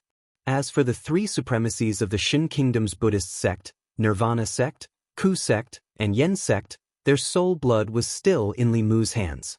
After receiving the message, they immediately came to the Shun kingdom's imperial palace and expressed their obedience to Li Mu's arrangements. The Yong kingdom, the other 4 Daoist sects, and the 4 Buddhist sects were Li Mu's allies. Li Mu was also the first to visit. The Ghost Realm and the Yao kingdom were Li Mu's backyard. Gathering the experts of these 2 places was just a matter of a word from Li Mu. After leaving the Shun kingdom, he and Xiaobai first went to the Ghost Realm, which was the closest to them. Compared to last time, Fengdu City had undergone great changes. He was using the power of the ghosts to enter seclusion and break through to the next realm. Within Fengdu City, the ghosts were gathered in a huge plaza. A stone tablet stood in the center of the plaza. The telekinesis in their bodies was attracted by the stone tablet and sank into it. Compared to the Great Zhou and the Yao kingdom, Su He, as the Ghost Lord, had the strongest control over her territory. With the heavenly tomes in hand, all the cultivators of the Ghost Realm had absolute submission to her. In this aspect, even the Empress and Phantom Princess couldn't compare to her. Su He and Su Miao were both in seclusion. During this period of time, she was at a critical juncture in breaking through to the seventh realm. Li Mu didn't disturb her and went straight to the ghost servant. The ghost realm's current strength was stronger than the Yao kingdoms. The four ghost kings, the three elders of Yu and Ming, as well as the ghost servant who could directly contend with Shen Ming, were the peak experts on the surface. Even the great Zhou couldn't compare to them. Devil King and the others naturally obeyed Li Mu's orders. The three elders of Yu and Ming also had no other choice. After discussing the time with the ghost servant, Li Mu didn't delay and went to the Yao kingdom without stopping. In Fengdu City, the three elders of Yu and Ming had strange expressions. Sighed with emotion. I didn't expect that one day we would actually be able to fight Xuanzong. It's like a dream. For more than 1,000 years, Xuanzong of the Dao sect had always been the demon sect's #1 enemy. If it weren't for Xuanzong, they probably would have destroyed the 6 Dao sects long ago and seized the heavenly tomes of the 6 sects. When the three of them were still working for the demon sect, one of their ultimate goals was to fight Xuanzong. They didn't expect that they would be able to do what they couldn't do in the demon sect here. It had to be said that fate made fools of them. Those people in Xuanzong probably didn't expect that the first to attack their sect wasn't from the demon sect. Not long after, in the Thousand Fox Nation, Li Mu and Xiaobai had just landed in the square in front of the palace when Xiaobai ran toward the two figures in front of her. She happily said, "Sister Huanji, Sister Hu Lu." Ever since coming to the Thousand Fox Nation, Xiaobai's mood had obviously improved a lot. The entire city was filled with the aura of her race. It wouldn't be an exaggeration to say that it was her heaven. Huanji and Hu Lu also doted on her very much. After hearing Li Mu's intentions, Huanji held Xiaobai's hand and said, "Damn that Xuanzong, bullying our family Xiaobai like this. Sister will take you to take revenge." Li Mu asked, "Are you going too?" Huanji rolled her eyes and said, "Of course, this is our fox race's matter. How can I not go?" Li Mu didn't dissuade her like he dissuaded the Empress. After all, she was from the monster race and didn't have as many rules as the human race. After Huanji finished speaking, she thought of something and asked Li Mu, "Is Zhou Yi going?" Li Mu shook his head and said, "Not going." "Then I have to go even more." Huanji lightly snorted, then patted Xiaobai's head and said, "Xiaobai, now you should know who treats you better." Chapter 638. Phantom Princess was a big fox spirit, and Xiaobai was a little fox spirit. They were both foxes and were naturally easy to get close to. For Xiaobai, who had always been by Li Mu's side and had never met anyone of the same race after she grew up, the Thousand Fox Nation, which was full of fox spirits, was undoubtedly her paradise. After summoning the Blue Wolf King, 9 Heaven Snake King, and Tianshan Bear King, the 4 Demon Kings gathered and discussed the plan with them. Li Mu looked at Xiaobai, who had never smiled like this before. He walked over and patted her head, saying, "Why don't you stay with Sister Phantom Princess first and meet us later?" Xiaobai grabbed Li Mu's wrist tightly without thinking and said, "I'll stay with my savior." Seeing Li Mu and Xiaobai disappear into the horizon, Hu Jiu retracted the reluctance in her eyes. Then she realized something and asked Hu Lu in a low voice, "What do you think is so special about him that we like him so much?" Hu Lu looked at her and shook her head, saying, "Unfortunately, he only likes 2 foxes." Sigh. After sighing, Hu Lu looked at Hu Jiu and asked, "What are you sighing about?" Hu Jiu looked at her and asked, "What are you sighing about?" After leaving the Yao Nation, Li Mu returned to White Cloud Mountain. He had informed Xian Jizi earlier. At this moment, all the 7th realm cultivators of the Talisman Puppet sect had already gathered at the sect. Ao Feng had also received the news long ago. He rubbed his palms together in front of Li Mu and asked, "Do you want me to call the dragons of the other 3 seas over as well?" Li Mu glanced at him and asked, "Will they listen to you?" Ao Feng puffed out his chest and said, "As long as I say the word, they will definitely come." To be honest, the Black Dragon clan didn't have the authority to do so. Although the Silver Dragon, White Dragon, and Azure Dragon clan weren't as strong as them, they wouldn't listen to their orders. However, even if they didn't give them face, they had to give face to Shou Yuan. He had already made a blunder once. Of course, he had to do everything he could to make up for it and change Li Mu's impression of them. Although the other 3 dragons had some conflicts with Li Mu and had lost a lot of spiritual jades to him, who would go against their lifespan. Ao Feng immediately ordered the other 3 elders to immediately head to the South Sea, North Sea, and East Sea to gather the dragon tribes of the 4 seas in response to Li Mu's plan. After arranging everything, Li Mu stood at the highest peak of Mount Baiyan and gazed towards the east. The mountain breeze caused his clothes to flutter. Xiao Bai was nestled beside him. The setting sun gilded their silhouettes, forming a beautiful picture. At the same time, far away on the shore of the East Sea, Tianjizi, who was sitting cross-legged in a deathly silent space, slowly opened his eyes. The expression on his face was as calm as ever as he softly said, "They're finally here, East Sea. Penglai Archipelago." It was said that there were 10 continents and 3 islands in the world. Everyone in the 10 continents knew that the 3 islands were illusory. One was called Fangzhong, one was called Kunlun, and one was called Penglai. They were all legendary immortal mountains. It was said that if one could find these 3 immortal islands, one would be able to peek into the secrets of longevity. The Penglai Archipelago wasn't the legendary immortal island. It was just that Xuanzong had named their sect with the same name. However, due to Xuanzong's reputation as the #1 sect of Daoism, the Penglai Archipelago had also been the holy land of cultivation in the hearts of the cultivators of the Zhu continent for the past 1,000 years. However, that was in the past.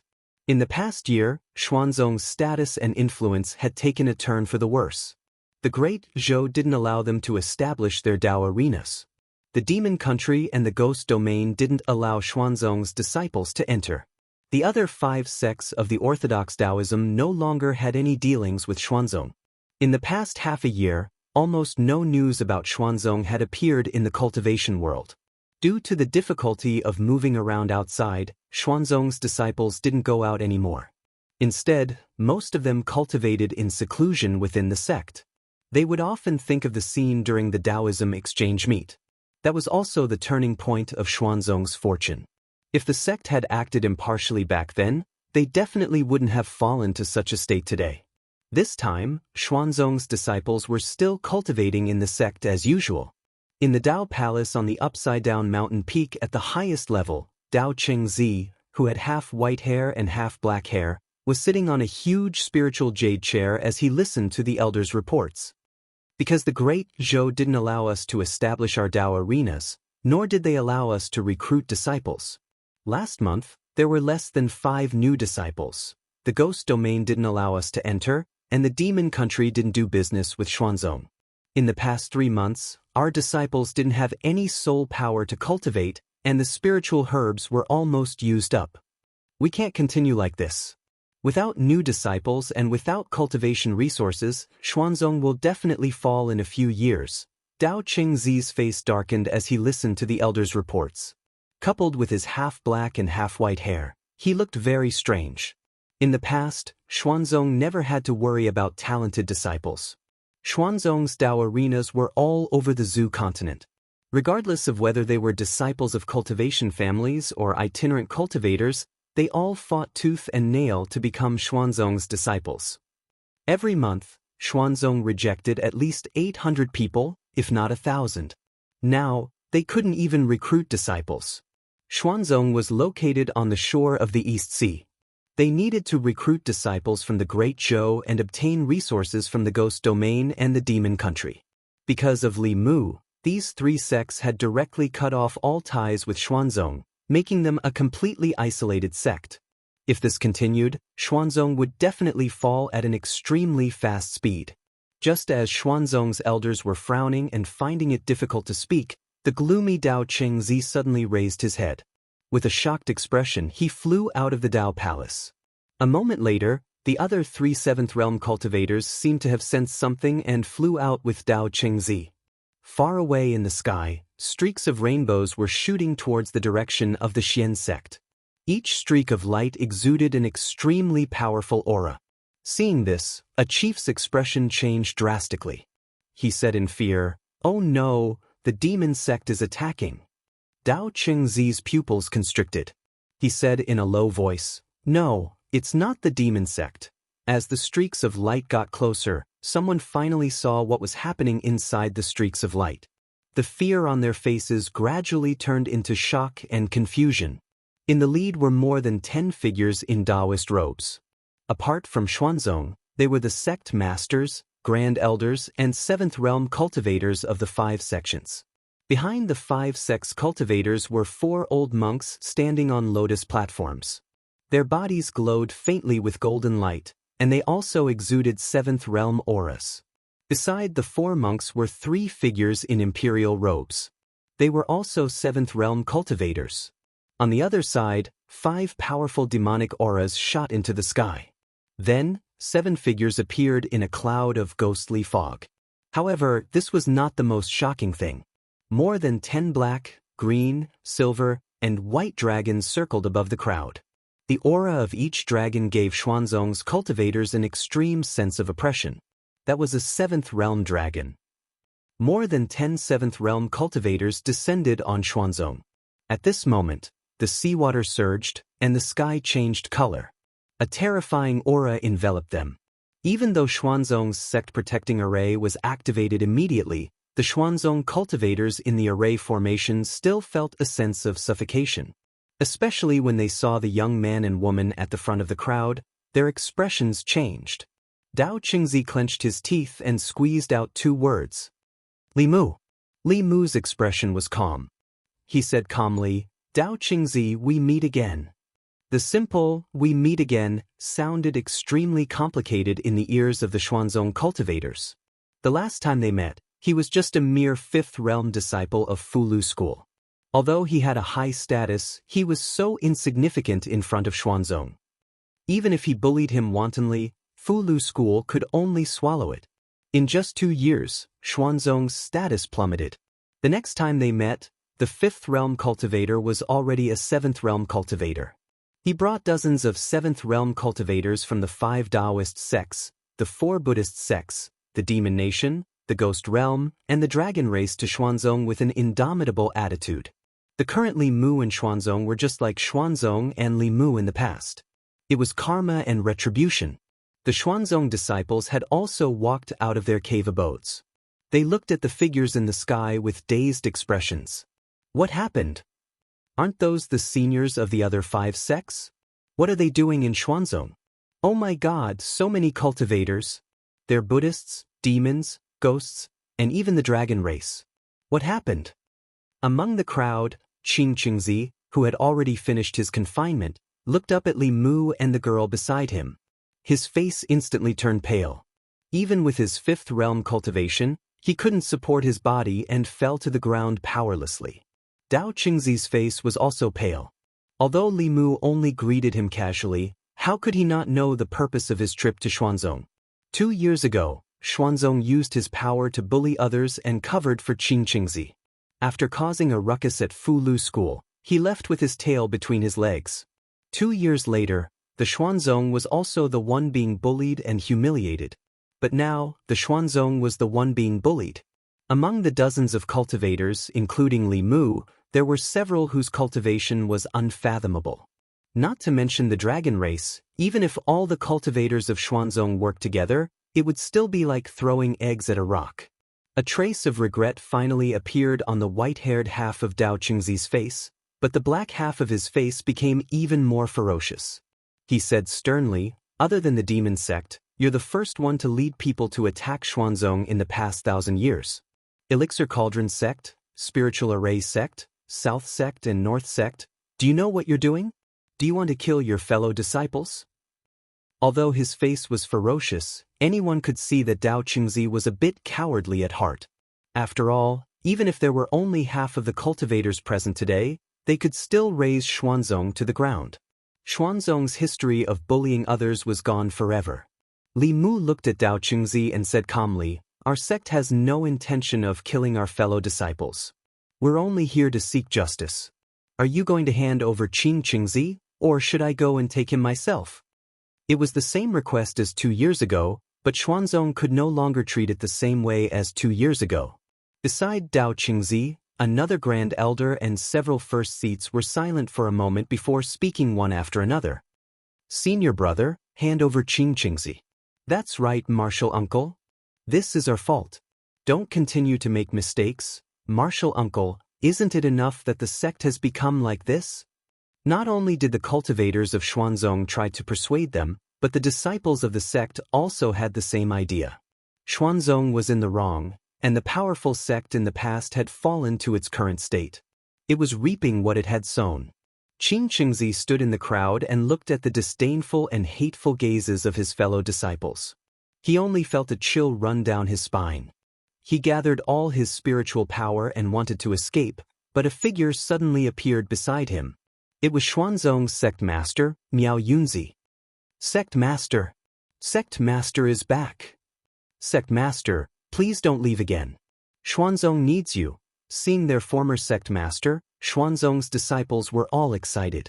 Xianxia trembled and said in a trembling voice, Sect master. Miao Yunzi looked at him and sighed. You have to learn to bear the consequences of your own mistakes. He waved his sleeve and disappeared with Xianxia. When they reappeared, they were already outside the array formation. Dao Qingzi's expression changed. Miao Yunzi, what are you doing? Miao Yunzi took out a token and said, Martial Uncle has ordered that Xianxia has violated the sect rules and is now expelled from Xuanzong. From now on, he will have nothing to do with Xuanzong. With that he disappeared, leaving only Xianxia outside. Li Mu reached out and grabbed Xianxia to his side. After sealing his spiritual power, Li Mu looked in the direction of Xuanzong. Although the result was inevitable, the process went so smoothly that it was beyond his expectations. 2 years ago, Tianjizi's attitude was still very firm. 2 years later he actually handed over Xianxia. The contrast between before and after made Li Mu feel very confused. In order to absolutely crush the mysterious sect, he had brought almost all the forces he could mobilize to the mysterious sect. He had even brought a long-distance teleportation array with him. This was to prevent the Devil Dao from taking advantage of the situation, and they would not be able to provide support in time. Li Mu had never really experienced the strength of an 8th realm cultivator. If Tianjizi wholeheartedly protected Xianxia, he was even prepared to face a Dao integration realm cultivator. Now, he felt like he had been preparing for a long time and finally hit cotton. There was an indescribable discomfort in his heart. At this moment in the silent space, Miao Yunzi said in shock, in just 2 years, he has actually grown to such a level. He has gathered all the powerful cultivators of the entire Zhu continent around him. Even the dragon tribe of the 4 seas is under his command. Martial Uncle, you have already predicted all of this. Did you already know that he would unite all these forces? Tianjizi shook his head and said, the will of the heavens is hard to predict. No one can predict everything. I only know that if we don't force him, when the calamity comes, the beings of the 10 continents won't have any power to resist. In this endless situation of death, he is the only chance of survival, Miao Yunzi murmured. Taoism, Buddhists, the dragon tribe of the 4 seas, the demon nation, the ghost realm. All these forces have formed an alliance. Even the demonic Dao will have to retreat. What kind of catastrophe is it that requires everyone to unite to resist? Tianjizi continued to shake his head. The catastrophe is unpredictable. No one can predict it. But I have a hunch that that day will come soon. Chapter 639. Above the East Sea, the powerhouses of various forces stood in the air. Xianxia had been handed over to Li Mu by Miao Yunzi, and Tianjizi had not appeared from the beginning to the end. Li Mu had made many preparations in advance, but they were useless. In Xuanzong, the elders and disciples also heaved a sigh of relief. At the most critical moment, the sect had pulled back from the brink. They had not made a mistake until the end. There were so many powerhouses outside, and they were enough to wipe out the demon path. How could Xuanzong deal with them? Only Dao Qingzi's face was filled with black and white qi. His hair turned completely white one moment, and then completely black the next. His aura also fluctuated between strong and weak, and it became extremely unstable. Seeing this, a first seat's expression changed drastically, and he exclaimed, "Oh no, martial uncle has turned into a demon. The path of cultivation was filled with all kinds of difficulties and dangers. Most cultivators would also encounter inner demons. At this moment, Dao Qingzi's appearance was clearly a sign of an inner demon's invasion. Back then, it was he who had protected Qing Qingzi and saved Xuanzong's face for a while, but it caused the sect to sink deeper into a quagmire, unable to extricate itself. Although he had never mentioned it, it must have become a sharp thorn in his heart. Now, Li Mu had led many powerhouses to force Xuanzong, and the sect master had ordered the sect master to hand over Qing Qingzi. This was undoubtedly a heavy blow to him, and it completely shattered his dignity. How could Grand Elder Dao Qingzi, who valued his face so much, tolerate this so easily? In the blink of an eye, Dao Qingzi's hair turned completely black. It seemed that time had reversed on his body, and his aura also rose to a very terrifying level. When Li Mu first fought with Dao Qingzi, his cultivation was only an ordinary 7th realm cultivator, which was similar to the sect masters and grand elders of the various sections. Just now, when he saw Dao Qingzi with half black and half white hair for the second time, his aura was comparable to Ao Feng's. When his hair turned completely black, the violent aura emitted from Dao Qingzi's body had surpassed Ao Feng's, even surpassing Fu Daozi's and Zhou Zhong's, and was close to Xian Ming's. Clearly, he had already been possessed by the devil. 2 years ago, Li Mu had wreaked havoc in Xuanzong. He had defeated Dao Qingzi, a 7th-level cultivator, in front of all the cultivators in the world. 2 years later, Li Mu was already a 7th-level cultivator. He had led all the cultivators to force Xuanzong with overwhelming strength and completely destroyed Dao Qingzi's Taoist heart. To put it simply, he had a mental breakdown. The consequence of his Dao heart collapsing was that his body was now completely under the control of his inner demon. Dao Qingzi's body floated in the air. His hair was disheveled and fluttered in the wind. His body exuded an evil aura that was completely different from that of the orthodox Xianmen sect. He looked like a devil. Even Yu Ming's 3 elders, who came from the devil Dao, shuddered at the sight of Dao Qingzi. The grand elder of Xuanzong, the Taoist priest Qingzi, had completely lost his mind. His eyes were bloodshot, but his expression was calm. He looked at Li Mu without any ripples and said indifferently, "Junior, do you dare to fight with this old man again?" In front of the crowd, the ghost servant looked at Dao Qingzi with surprise. For cultivators, inner demons were a disaster, but it was also a good fortune. Most people who were invaded by inner demons would lose their minds and become monsters that only knew how to kill. However, there were also a few who could control inner demons and increase their strength greatly. Dao Qingzi was neither the former nor the latter. At this moment, his second consciousness, which was the inner demon, had taken control of his body. However, this inner demon didn't only know how to kill. Like Dao Qingzi, it had a deep obsession. Defeat Li Mu looked at Dao Qingzi, who seemed to have become a different person. He exuded an extreme pressure, and the battle intent in his heart surged wildly.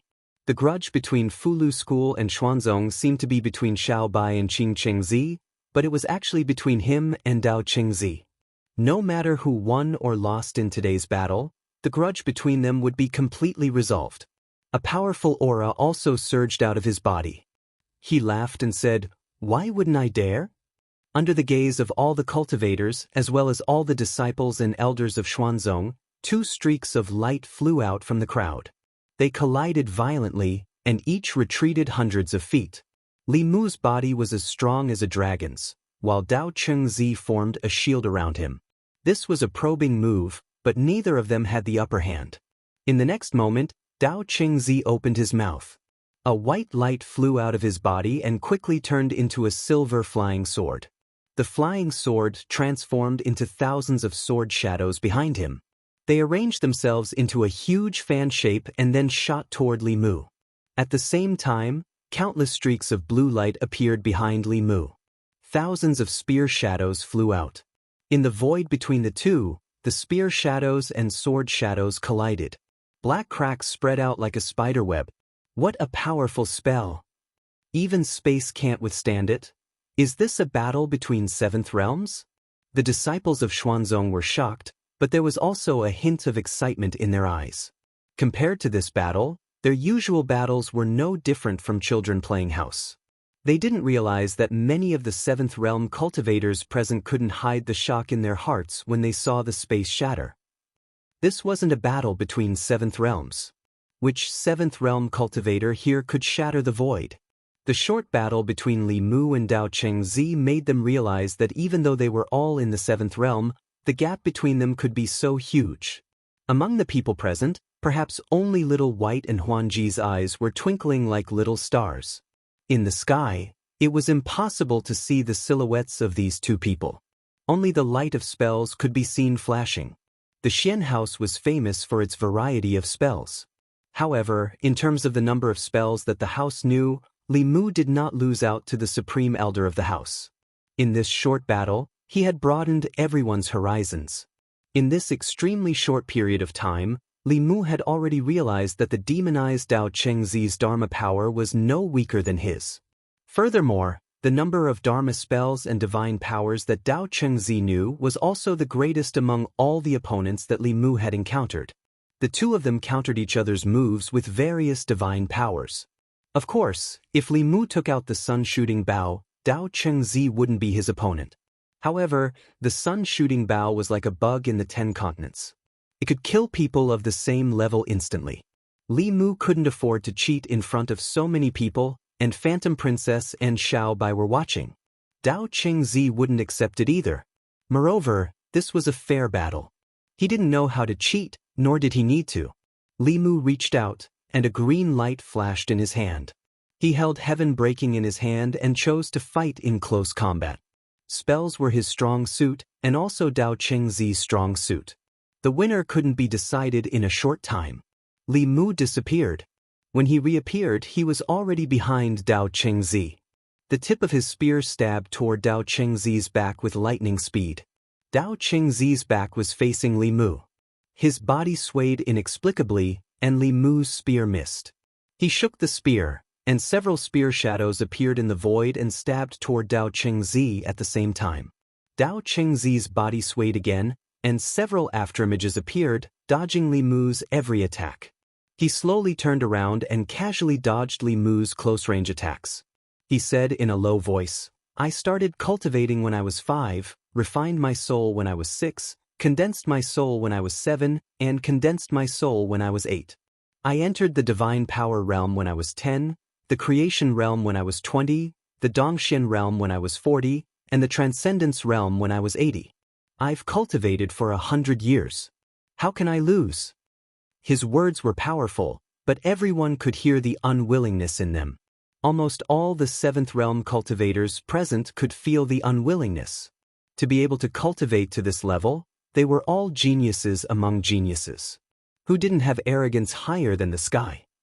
However, Dao Chengzi's arrogance was completely destroyed in front of a junior who was more than 100 years younger than him. With his seventh realm cultivation, he was forced to retreat pathetically when he faced Li Mu, who was at the fifth realm. Now, Li Mu had completely caught up to him, and he was completely humiliated in front of all the disciples of his sect. He desperately needed a victory. Only by defeating Li Mu could he eliminate the obsession and unwillingness in his heart. Dao Chengzi's words almost pierced the hearts of most of the cultivators present. They looked at the young figure who gave them endless pressure, and their feelings were slightly complicated. Especially the three elders of Yu and Ming, the four ghost kings, the Green Wolf King, and the supremacies of the three Buddhist sects of the Shan nation, who had been defeated by Li Mu. At this moment, they even hoped that Dao Chengzi would win. Dao Chengzi was already the limit of their generation of cultivators. If even he was defeated by Li Mu, it meant that their generation had been surpassed by the younger generation. Their hundreds of years of hard work couldn't compare to a few years of casual cultivation. Huanji looked up and saw that the Heaven Lord of Illusion's gaze was a little strange. She snorted and asked, "Father, who do you want to win?" The Heaven Lord of Illusions immediately retracted his gaze and looked at Huanji. He smiled and said, "What are you asking?" "Of course I want my son-in-law to win." In the void above, the spear radiance shone brightly. Every spear that Li Mu stabbed didn't even touch the corner of Dao Chengzi's clothes. It was as if Dao Chengzi already knew where the spear would land before he stabbed. This was foresight. Seventh realm cultivators already had the ability to foresee.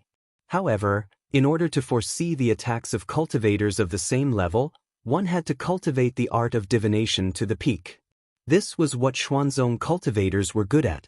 If they could foresee the future one step ahead of their opponents, they would naturally be in an invincible position. Unfortunately, his opponent was Li Mu. Foreseeing the future was a mystique and also a Dao technique. It could only be used by borrowing the power of heaven and earth. Through cultivating the Henko 4 sentences, he already had the ability to directly control the power of heaven and earth. As long as their cultivation wasn't too much higher than his, they wouldn't be able to borrow the power of heaven and earth. Li Mu was the master of this world. If he didn't lend the power of heaven and earth, Dao Chengzi wouldn't be able to use a single Dao technique. Li Mu calmly stabbed his spear. A trace of confusion appeared on Dao Chengzi's face. The afterimages around him disappeared. A spear pierced through his shoulder and through his entire body. If the owner of the spear wanted to, the spear could pierce through his throat, heart, dantian, or any other part of his body. He looked down at the spear that pierced through his shoulder and then slowly looked up at Li Mu. He said in a low voice, "Domain. You've already comprehended a domain. No one below the Dao integration stage can defeat you. I've lost." After saying this, his hair quickly turned from black to white. His aura also instantly fell. In the end, he was only at the transcendent initial stage. Sigh. Ao Feng sighed. Then he realized something and murmured, "He won. Why am I sighing?" He didn't know why he wasn't happy about Li Mu's victory over Dao Chengzi. However, in order to make a good impression, Ao Feng still pretended to be happy. He said loudly, "Lord Li's powers are boundless. Old fogies of Xuanzong, is there anyone else who's not happy?" The outcome of the battle between Li Mu and Dao Chengzi had been decided. The dozens of powerful beings present didn't feel any joy from the victory. Instead, they all sighed in their hearts.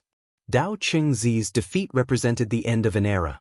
The era that belonged to them had come to an end. And a new era was slowly rising. Li Mu pulled out the sky-splitting spear, turned around and left. He didn't look back. He threw Qing Chengzi back into the flask heaven dimension. He held Xiaobai in one hand and Huan Ji in the other and disappeared from everyone's sight. The powerful beings also left. Xuanzong. Qing Xuanzi's face was pale. After a long while, he withdrew his gaze from the void. He recalled his conflict with Li Mu, and a wry smile appeared on his face. At this moment, the hatred in his heart toward Li Mu suddenly disappeared without a trace. With their current identities, status, and strength, he couldn't and didn't dare to hate him anymore. That figure holding the spear was deeply engraved in Qing Xuanzi's heart. It was also engraved in the hearts of all Xuanzong disciples. They would never be able to forget it. Chapter 640. Yangqiu County. In the northwest direction of the county, there were a few hills in the lush mountains. These were the tombs of Xiaobai's grandmother and her clansmen.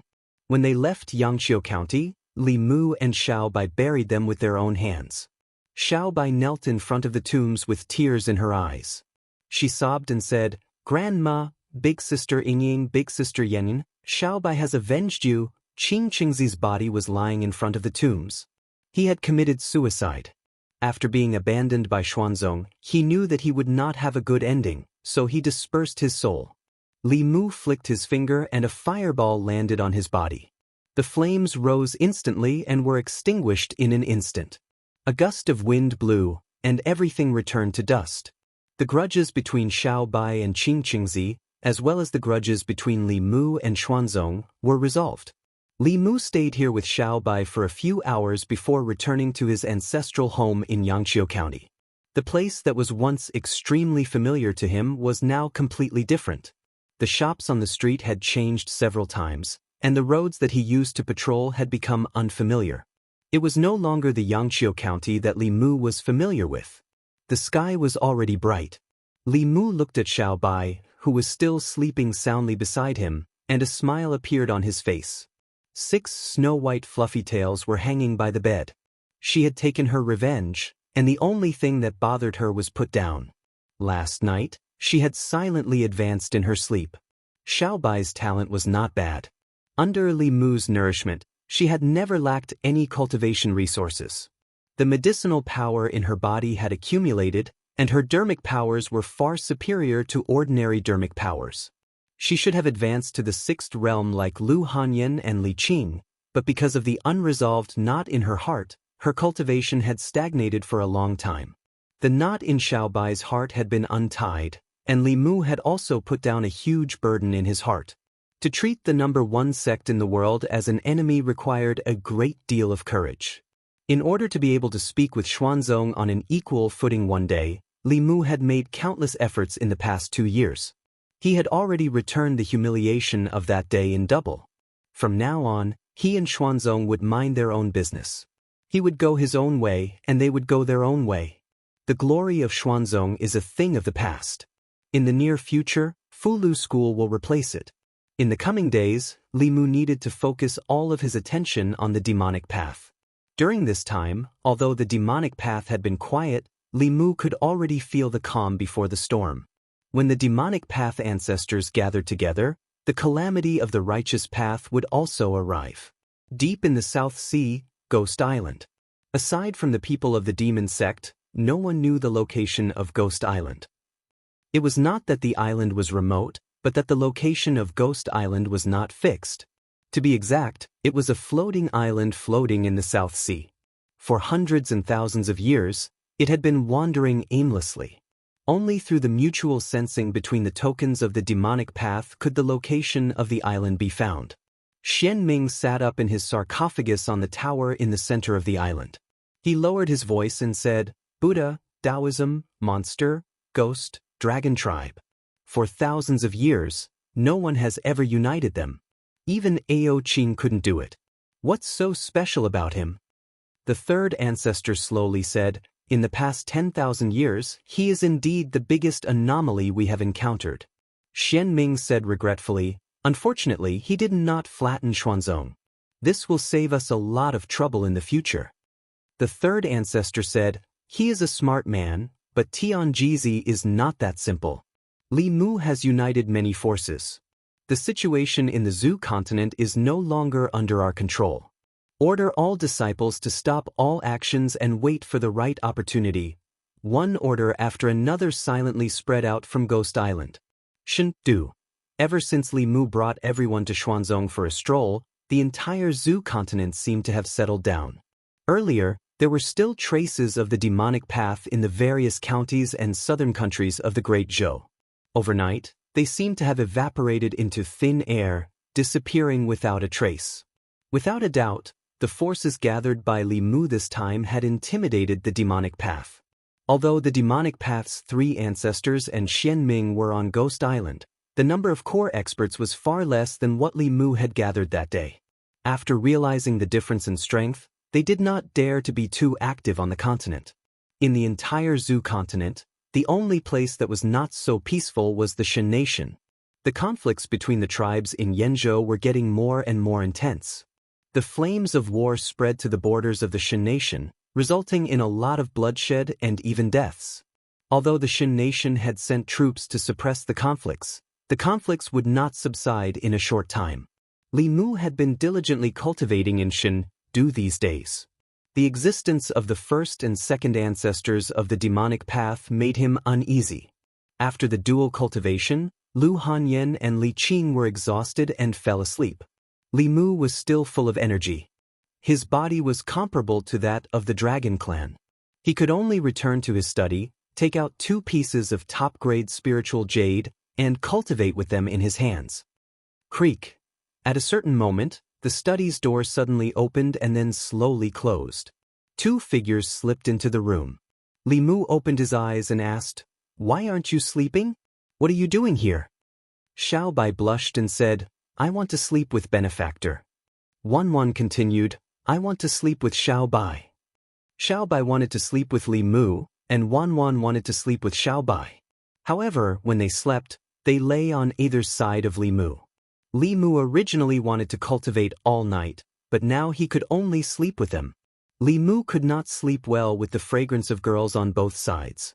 It was all because of that damned Ao Qing's inheritance that his resistance to beauty was greatly reduced. If he didn't recite the clear heart art, even little by Wan couldn't resist his willpower. Li Mu restrained the impulse in his heart.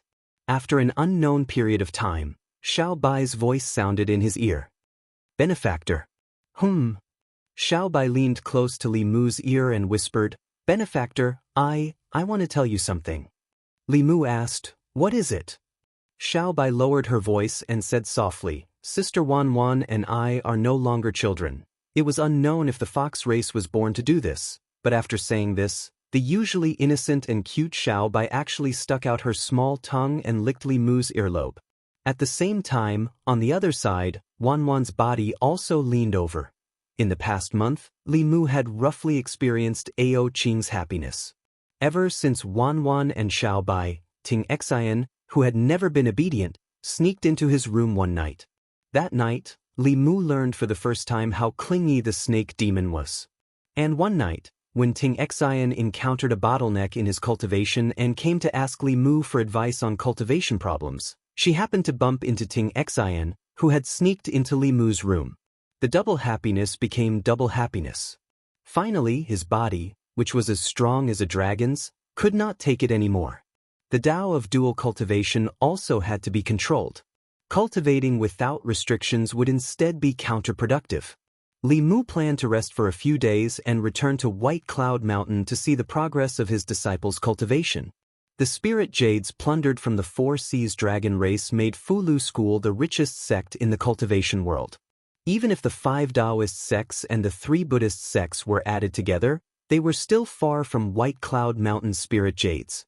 This was because the Four Seas dragon race was just too rich.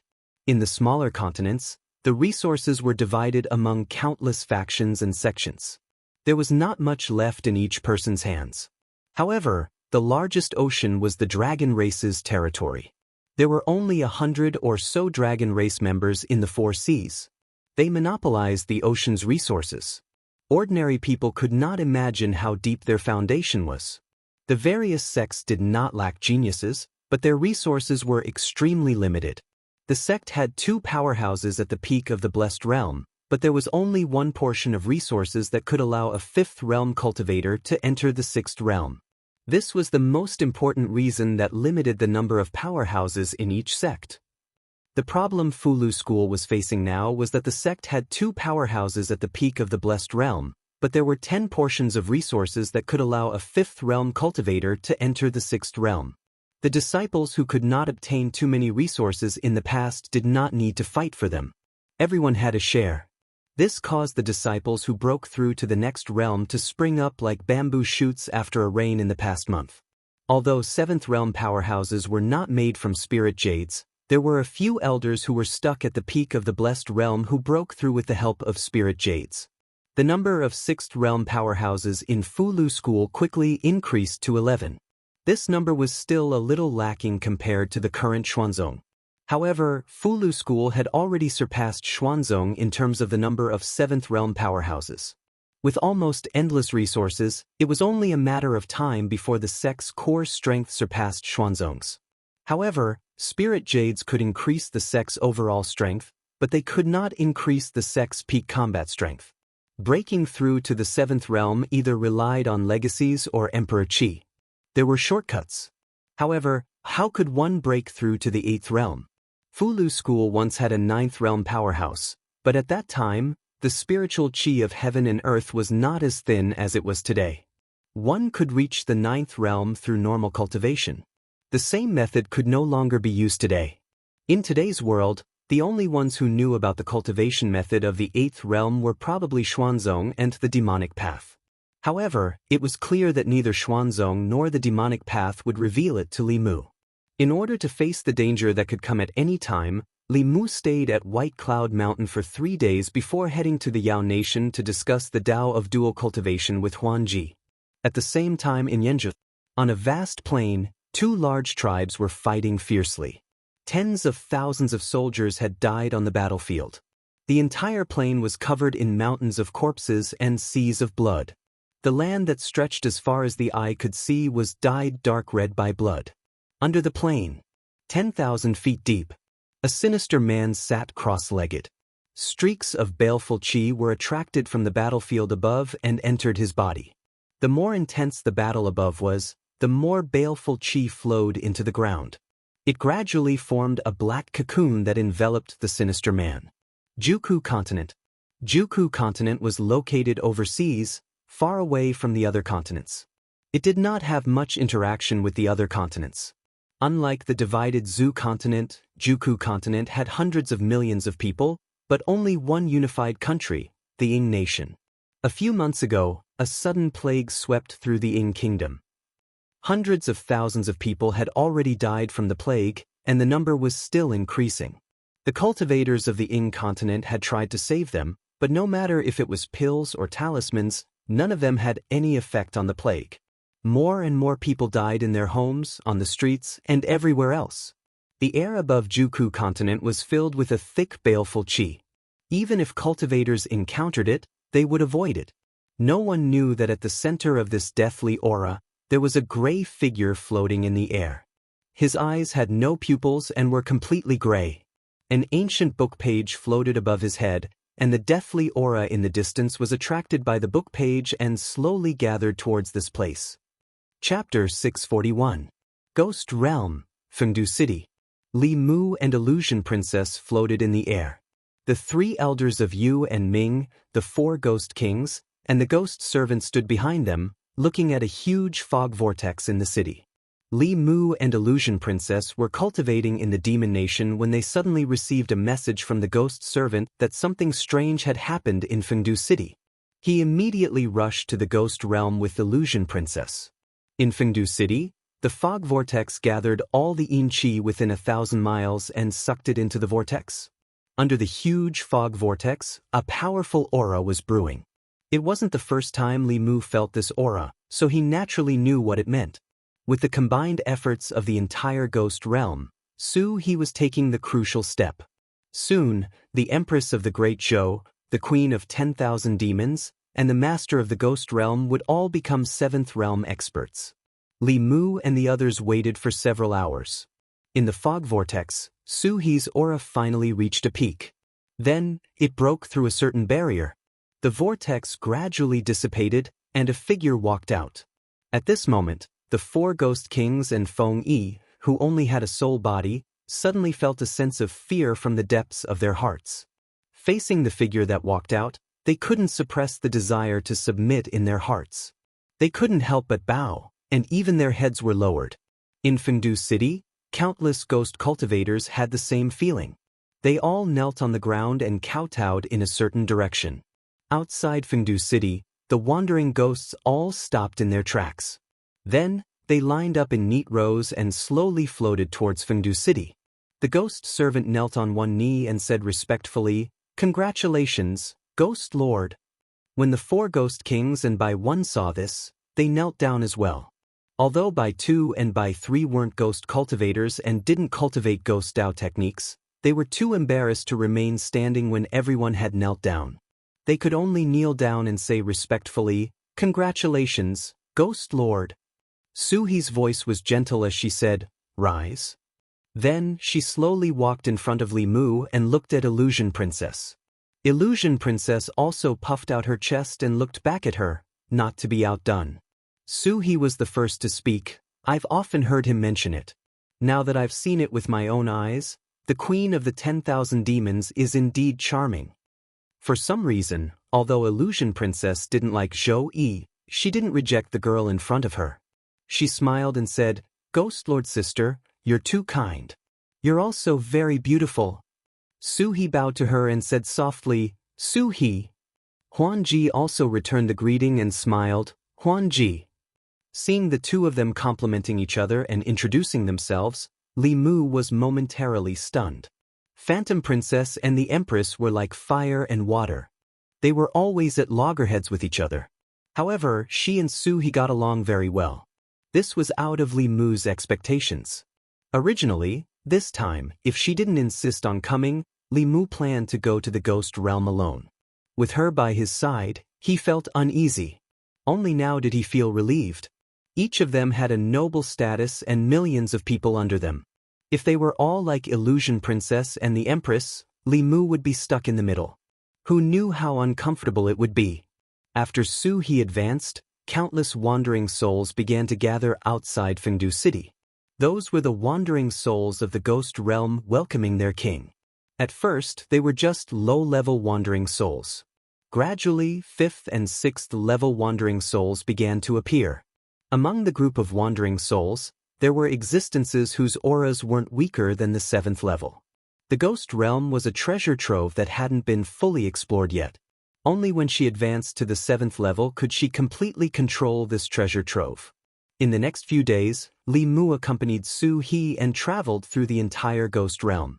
The corpses of giant beasts that had been dead for tens of thousands of years in the ghost realm were the nests of wandering souls. The strongest wandering souls existed there. In 5 days, Li Mu and Su He found more than 10 7th level wandering souls.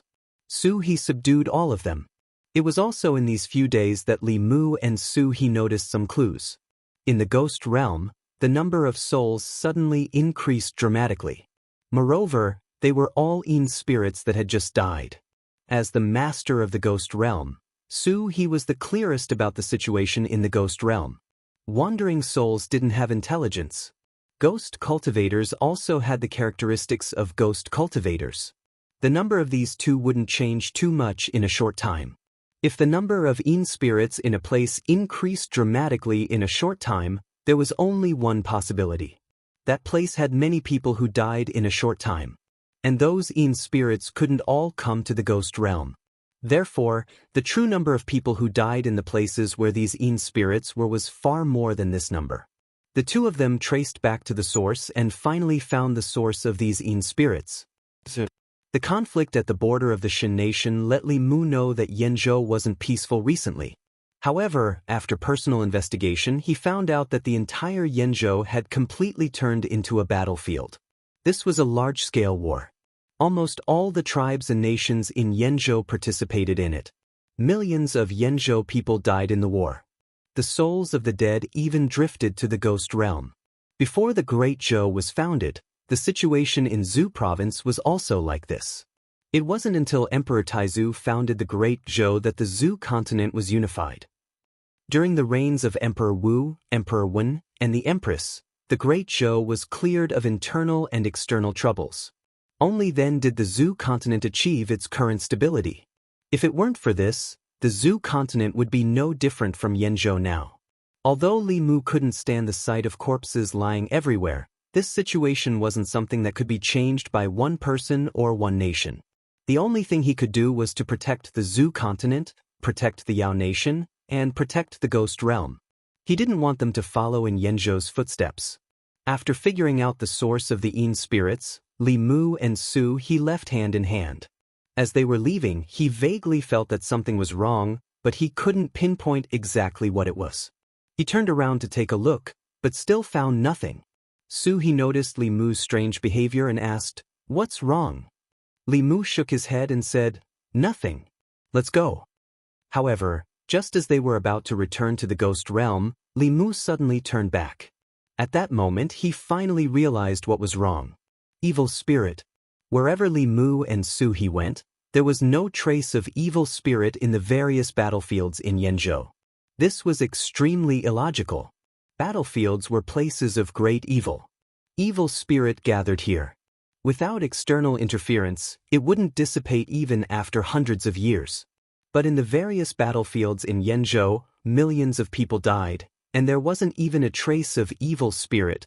There was only one possibility.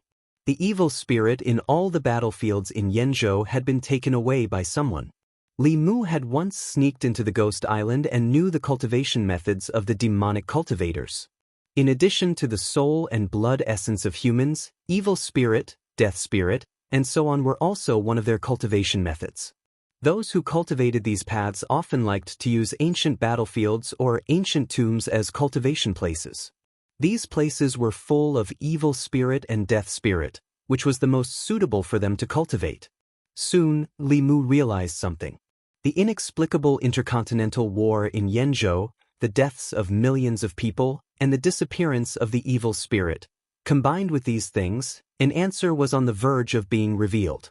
Someone instigated an intercontinental war in Yenzhou and used the evil spirit piled up by millions of people to cultivate. To need so much evil spirit, this person's cultivation was definitely not Dongxian. At the very least, he was at the peak of the transcendence realm like Shenming. He wanted to use this to break through to the 8th realm. And Yenzhou was the location of another headquarters of the demonic cultivators. Only the demonic cultivators could do such a thing. Li Mu had once wondered how the first and second ancestors of the demonic cultivators would advance to the 8th realm, but he couldn't think of an answer because he underestimated the demonic cultivators' bottom line. In order to break through, they sacrificed millions of innocent lives. They had no bottom line at all. More importantly, by the time Li Mu discovered it, it was already too late. The person behind the scenes had already gathered enough evil spirit. It was only a matter of time before he broke through, and it definitely wouldn't take too long. When that time came, how should he deal with it? Compared to the demonic cultivators, the righteous cultivators he could ally with had an advantage in number of 7th realm cultivators. They had no problem dealing with one of the 3 ancestors of the demonic cultivators. However, if there was another 8th realm cultivator, they would definitely be defeated. If there were 2 more 8th realm cultivators, even the Daoist and Buddhist sects, the Yao Kingdom, the Ghost Realm, and the Great Zhou would have no chance of winning. Li Mu could predict that if Yenzhou was like this, the situation in Juku State shouldn't be any better. Looking at the devastated land of Yenzhou, Li Mu's heart began to sink. Chapter 642. Returning to the Ghost Realm with Su He, Li Mu had a lot on his mind. He had pondered over the matter of Yenzhou for a long time. He informed everyone that from now on, they had to be extremely vigilant. They didn't need to worry about spirit jades, and they had to be prepared to use the ultra-long-distance transmission array at any time. The demonic path's relative strength was at its peak in the last 10,000 years. Once they took action, they would be unstoppable. As for himself, he had to personally go to the Juku continent to investigate. That was the last headquarters of the demonic path. If the demonic path had set up their headquarters in Yenzhou for this purpose, then the Juku continent would have already become a purgatory on Earth. With the Earth-shrinking technique, Li Mu could travel through the 10 continents and 3 islands in a day. From the Ghost Realm to the Juku continent, crossing the West Sea would only take a few hours. The demonic path's spies were everywhere. If Li Mu left with great fanfare, he would not be able to hide it from them. This trip to the Juku continent was a secret investigation. In order to avoid alerting the enemy, Li Mu didn't bring anyone.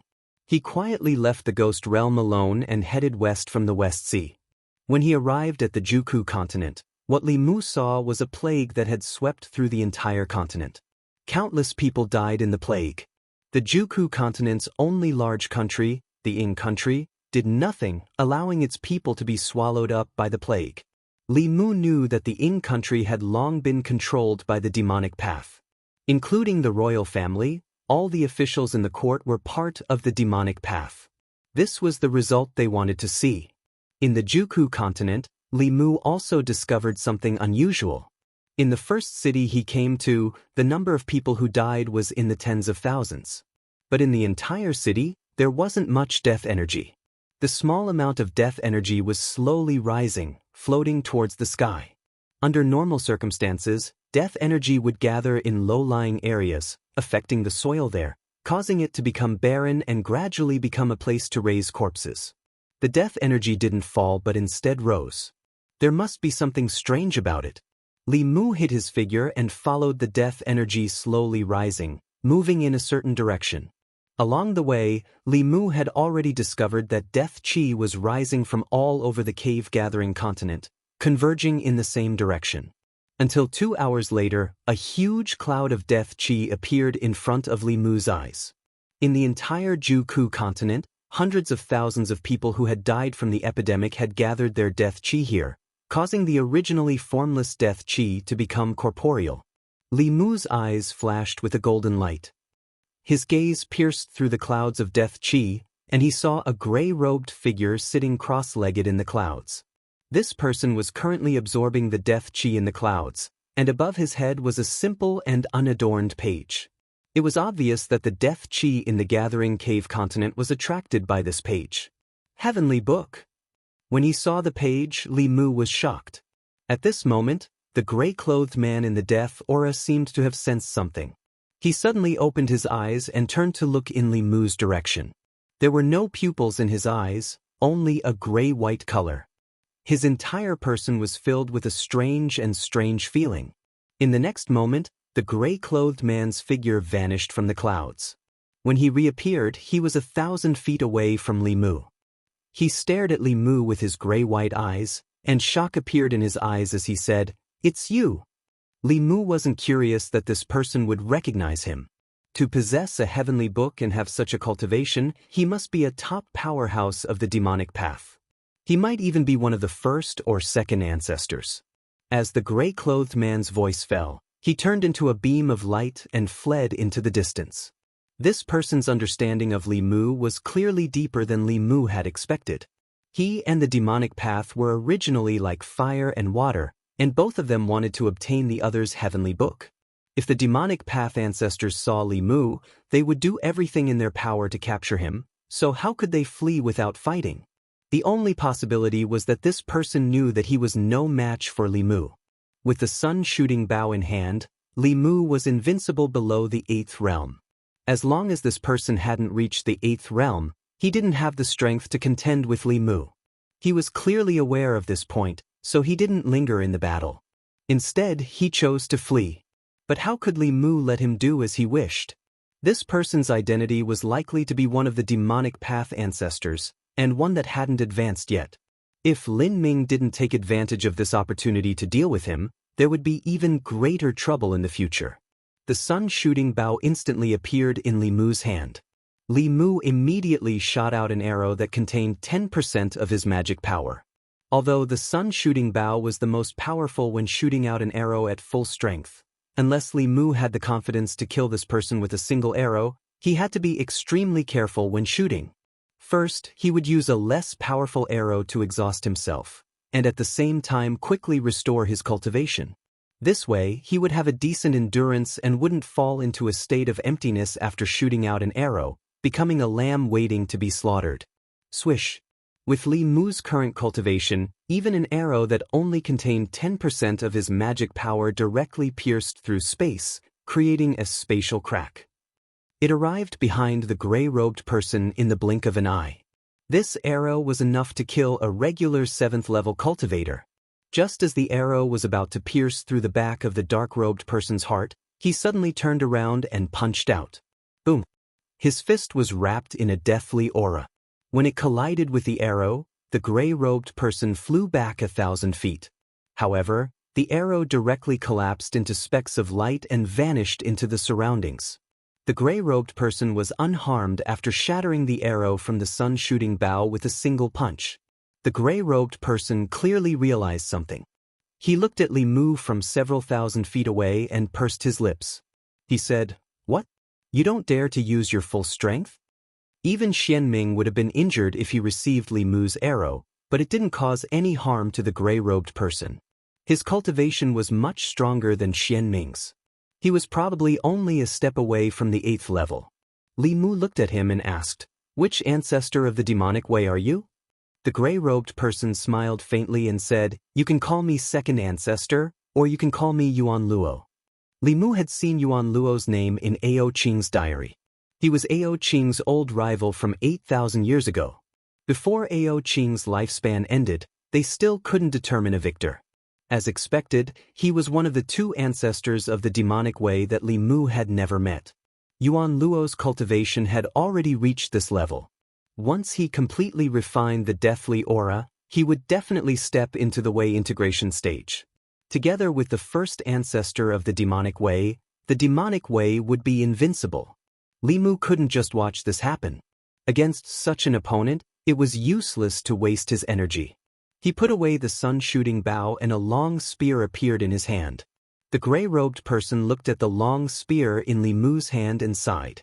Ao Qing, you have indeed been an unforgettable opponent for me over the past 10,000 years. 8,000 years ago, the two of us couldn't determine a victor. I hope you won't disappoint me when we fight again today. As soon as he said that, a long gray spear condensed in his hand. Li Mu gripped the heaven-breaking spear tightly and said coldly, "You won't be disappointed." As soon as he said that, he and Yuan Luo disappeared and reappeared at the same time. Clang.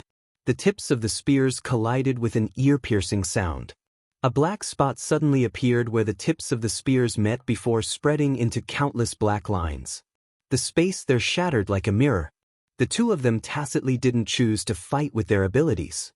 At their level of cultivation, even the most ordinary move would have the power to destroy heaven and earth after being entwined with the power of heaven and earth. In the void, the two of them were difficult to capture. The only thing that could be seen was the intertwining green and gray light and the shattering of space. Clang. The green and gray light collided once again. Yuan Luo was sent flying hundreds of meters away. An abnormal red color appeared on his face as he forcefully swallowed a mouthful of blood essence that was about to spit out. A trace of doubt appeared on his face before he disappeared again. Clang. After another attack, Yuan Luo was sent flying hundreds of meters away again. He looked at Li Mu, who was still standing on the same spot. The doubt on his face finally turned into shock. Something wasn't right. His true cultivation was higher than this person's. In such a head-on clash, he should have the absolute upper hand. But why was he the one who was injured every time he was sent flying? Even if this person had battle experience that wasn't inferior to his, there shouldn't be a situation where he was suppressed despite his higher cultivation. After thinking about it, Yuan Luo finally realized the reason. Every time their artifacts collided, Li Mu's spear would be entwined with the power of heaven and earth. However, the power of heaven and earth entwined around his spear would always strangely disappear when it got close to Li Mu. This was equivalent to using his powers to fight against the power of heaven and earth. How could he possibly have the upper hand? Yuan Luo was an old monster with 10,000 years of experience. In an instant, he figured out the problem. He said in shock, "Domain? You're only at the 7th level. How can you control the power of a domain?" Even with his 10,000 years of experience, he couldn't hide the shock in his heart when he realized this. The power of a domain could only be controlled after one's cultivation reached the 8th level. Controlling the power of heaven and earth was the biggest difference between the 7th level and the 8th level, as well as between the Transcendence Realm and the Unification Path. In his 10,000 years of experience, Yuan Luo had never seen anyone who could control the power of a domain at the 7th level. His 10,000 years of common sense had been shattered by Li Mu today. Li Mu controlled the power of a domain. Before Yuan Luo's cultivation reached the 8th level, it was impossible for him to defeat Li Mu. No one at the 7th level could defeat Li Mu either. In a battle of techniques with the same cultivation level, Li Mu was in an invincible position right from the start. After realizing this, Yuan Luo didn't want to continue fighting and immediately teleported away. How could Li Mu let him go? He took a step forward and used ground shrink. When he appeared again, he was already in front of Yuan Luo. However, at this moment, Yuan Luo suddenly raised his head, and a strange smile appeared on his face. This smile caused Li Mu to feel a chill in his heart. At this moment, Li Mu suddenly sensed that the power of space in a city in front of him had started to become extremely active. Li Mu wasn't unfamiliar with this situation. This was the appearance of an ultra-long-distance teleportation formation when it was activated. A pillar of light appeared in the center of the city. The next moment, a figure walked out of the pillar of light. It was an old man who looked like a skeleton. There didn't seem to be any flesh on his body. It was like a piece of dried human skin stuck to his bones. There were no eyes in his eye sockets, only two balls of ghostly fire flickering. When those two balls of ghostly fire looked in Li Mu's direction, Li Mu's body suddenly turned cold. It was as if he had fallen into an ice cave. Chapter 643. After the violent spatial fluctuations, the skeletal old man that appeared gave Li Mu an extremely dangerous feeling. At this moment, Li Mu recalled the first time he met Tianjizi. Without a doubt, this skeletal old man was an 8th-level powerhouse. His identity was on the verge of being revealed. The demonic path's third patriarch, Yuan. Yuan Luo looked at Li Mu and smiled wickedly. Do you think you're the only one who knows how to teleport? Before he could finish his sentence, Li Mu's figure had already faded and disappeared on the spot. If it was only Yuan Luo, he could still deal with him. The demonic path's third patriarch, Yuan, was a true 8th-level powerhouse. Even if Li Mu shot an arrow with all his strength, he would not be his match. The gap between the 6th level and the 7th level could be crossed with the help of the sun-shooting bow. However, when he encountered the 8th-level Yuan, the 7th level, he had no other choice but to run. After using spatial contraction once, he flew towards the east at full speed. As long as he reached the West Sea, he would be like a dragon entering the water. Even Yuan would not be able to catch up to him. However, Li Mu soon felt a powerful aura rapidly approaching from behind. Although the demonic path's third patriarch was not as fast as spatial contraction, he was still much faster than Li Mu at full speed. He quickly caught up. However, when the distance between the two was close to 10,000 feet, Li Mu took a step forward and disappeared again. Yuan chased after him unhurriedly without any expression on his face. It was as if Li Mu was already in his hands. Hundreds of miles ahead, Li Mu continued to run for his life. After using spatial contraction twice, the magic power in his body was almost depleted. He could only fly while reciting incantations and using spiritual jades to replenish his magic power. He did not expect to meet the demonic path's second patriarch in the Gathering Cave continent, nor did he expect there to be a long-distance teleportation formation that connected to the Ghost Island. They did not hesitate to spend a huge amount of spiritual jades to teleport Yuan over. They used the method that Li Mu had invented on Li Mu. At present, Li Mu was still unable to contend against such an expert without risking his life. Even if he and Yuan fought with their lives on the line and both sides were heavily injured, there was still Yuan Luo by his side. At that time, Li Mu would definitely be an arrow at the end of its flight and would definitely not be a match for Yuan Luo at his peak. No matter what, leaving that place was definitely the best choice. He used all of his magic power to increase his speed. In front of him, he could already see a blue sea. In 2 more breaths of time, Li Mu would be able to enter the Western Sea. At that time, even the 3 ancestors of the demonic path would be powerless. However, when he was only a short distance away from the sea, a black lotus suddenly appeared on the shore in front of him. The evil Dao's third ancestor, Yuan, stood on the black lotus and calmly stared at Li Mu. Since Tianjizi is not here, where else can you run to today? With his path blocked, Li Mu did not panic. Instead, he gradually calmed down. Yuan's words raised doubts in his heart. He looked at Yuan and asked, "What Tianjizi?" Yuan looked at Li Mu indifferently and said, "If it wasn't for Tianjizi stopping me time and time again, do you think you would still be alive today?" Li Mu was shocked. He had no idea what Yuan was talking about. He only knew that the evil Dao's third ancestor was an expert of the 8th level who could lead the demonic path to sweep through many sects on the Zhu continent. However, he had always been holed up in the South Sea Ghost Island and would not easily set foot on the Zhu continent because of a certain reason. He did not know that it was Tianjizi who had always been stopping Yuan. According to Yuan, he once wanted to personally attack Li Mu but was stopped by Tianjizi.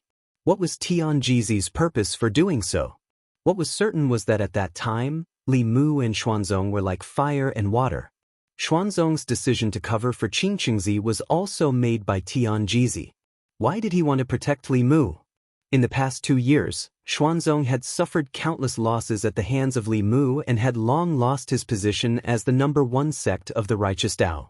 Not long ago, he led a group of experts to attack Xuanzong. Right now, it was not important to figure out the reason for all this. What was important was how to escape from Yuan. The West Sea was not far ahead, but with Yuan blocking the way, this seemingly short distance was impossible to cross. At such a distance, Li Mu did not even have time to use Earth Shrink.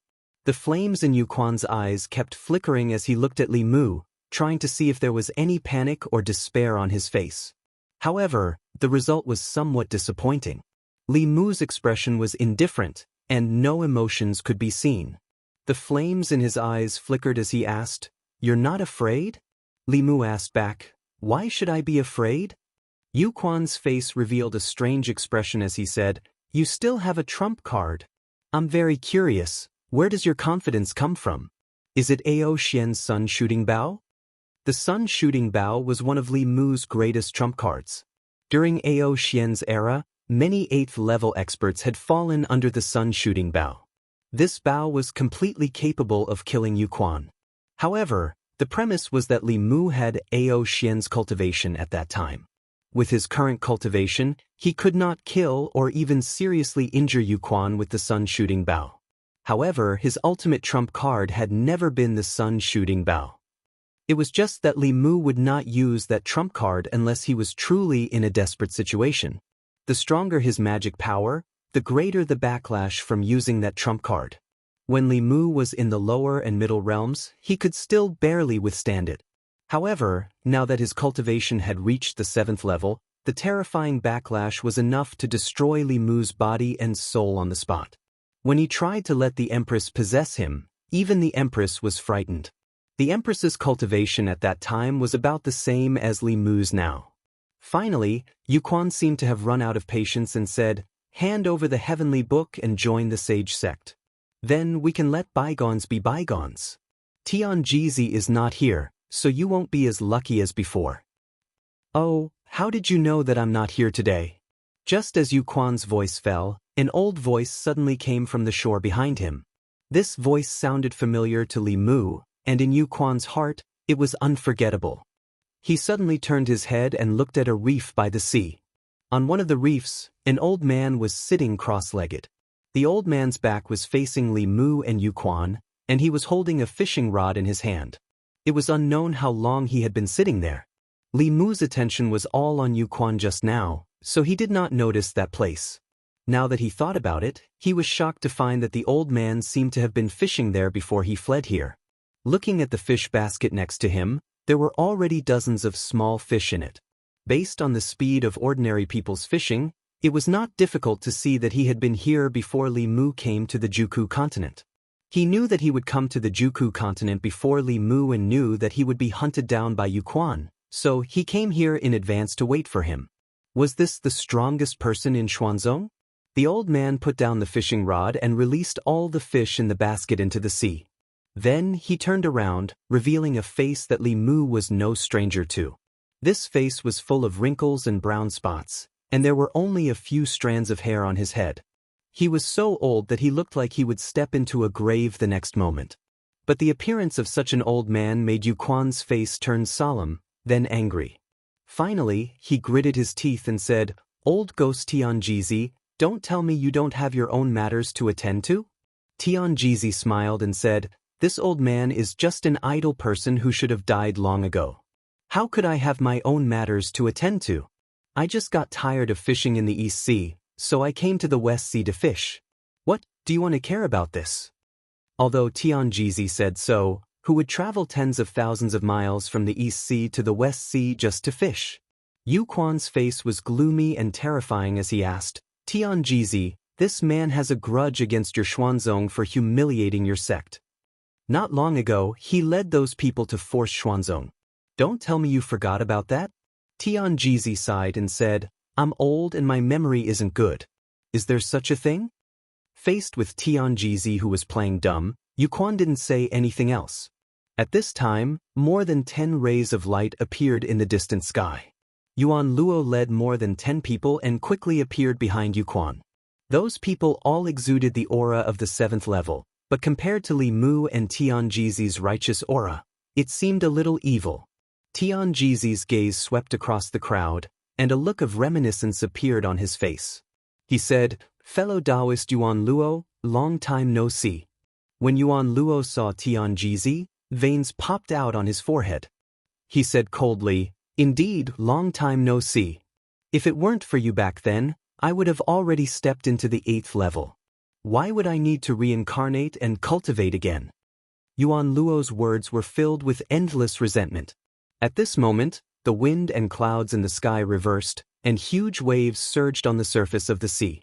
Yuan Luo and Yu Quan's group of more than 10 people faced off against Li Mu and Tian Jizi. The atmosphere was tense to the extreme. Chapter 644. The situation at the West Sea was in a stalemate. Even though Yu Quan and Yuan Luo had the advantage in numbers, Li Mu and Tian Jizi were not to be trifled with. The existence of the sun-shooting bow in particular made Yu Quan and Yuan Luo wary. The sun-shooting bow's power was limited in Li Mu's hands. However, if it was controlled by Tian Jizi, even Yu Quan would not dare to take it head-on. There was a 90% chance that he would die on the spot if Tian Jizi used all his strength. If that arrow was shot at Yuan Luo, who had yet to advance, would definitely die.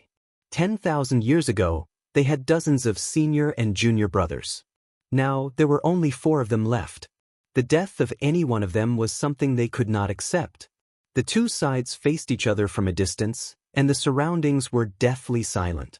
After a while, Tian Jizi spoke first. He looked at Yu Quan and Yuan Luo and said, "The fish in the West Sea are too small. It's boring to fish. If there's nothing else, we'll go back first." Yu Quan and Yuan Luo did not speak. Tian Jizi looked at Li Mu with a smile and said, "Little friend Li Mu, let's go." After saying that, he turned and flew to the east. Li Mu glanced at the demonic path crowd and followed behind Tian Jizi, leaving together with him. Beside Yuan Luo, a black-clothed man asked in confusion, "Sirs, are we just going to let them go?" Yuan Luo and Yu Quan ignored him. They knew very well that the moment Tian Jizi appeared, they would not be able to do anything to Li Mu today. As one of the most difficult enemies of the sage sect in the past 10,000 years, Tian Jizi's reputation was not undeserved. Yu Quan spat out a mouthful of turbid air and said, "There's no need to rush to deal with Tian Jizi. Senior brother Xian Tian has already returned to Ghost Island. When he finishes his seclusion, Tian Jizi will no longer be a threat. Senior brother Yuan Luo, come back with me." Yuan Luo nodded and ordered the people behind him, "Gather all the elders above the 6th realm and return to the South Sea with me. The day I come out of seclusion will be the day I sweep through the 10 continents. At this time, above the West Sea." Li Mu looked at Tian Jizi's hunched back and asked, "Why did you save me?" Tian Jizi smiled and said, "This old man already said that I only came to the Western Sea to fish and happened to run into you. Moreover, do you really need this old man to save you? Even if I don't do anything, the victor between you and Nether Spring is still between 40% and 60%. I'm afraid even Nether Spring himself doesn't know about this." Li Mu's pupils shrank. Tian Jizi's divination skills were more powerful than he had imagined. Not only was he able to predict Li Mu's movements and the dangers he was about to encounter, he was even able to predict the outcome of the battle between him and Yu Quan. What else did he not know? Li Mu pondered for a moment and asked, "Senior Tian Jizi, there's no need to show off your divination skills. Junior wants to know why you saved me again and again." Tian Jizi was silent for a while before he turned to look at him and said, "In the future, the 10 continents can exist without me, but it can't exist without you." Li Mu knew that Tian Jizi must have predicted something, so he asked, "Why?" Tian Jizi shook his head and said, "This old man only predicted that the catastrophe of the 10 continents would come, and you are the only hope of the 10 continents. Anyone can die in the 10 continents, but you can't." Li Mu pondered again and asked, "When did you predict this?" Tian Jizi said, "From the first time you stepped into Xuanzong." Li Mu was stunned for a moment, then he said angrily, "Then why did you allow Dao Chengzi to cover for Qing Qingzi and deliberately let Xuanzong become enemies with Fulu School?" Li Mu didn't understand. Since Tian Jizi had already predicted this, why didn't he tell him directly? Instead, he let him and Xuanzong become enemies. In 2 years, Xuanzong was reduced to such a state. What was he planning? Tian Jizi looked at Li Mu and asked, "If Xuanzong had handed over Qing Qingzi, little friend Li Mu, what would you have done in these 2 years?" Li Mu blurted out. Just as he said this word, Li Mu froze in place. He didn't know how to answer Tian Jizi's question for a moment.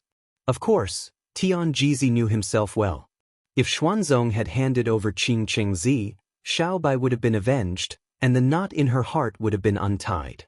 Perhaps she would have taken the initiative to give herself to him 2 years ago. In the beginning, Li Mu would have fallen into the gentle embrace of the little fox. Without the goal of avenging her, Li Mu naturally wouldn't have joined forces with the 5 Daoist sects. Perhaps to this day, he would still be Fulu School's hands-off manager. He wouldn't have cultivated desperately, thought of ways to improve the strength of the sect, and joined forces with the forces that could be joined. He would have had enough time to talk about love with the Empress. Their relationship would have been one step closer than it was now, or even 2 or 3 steps closer.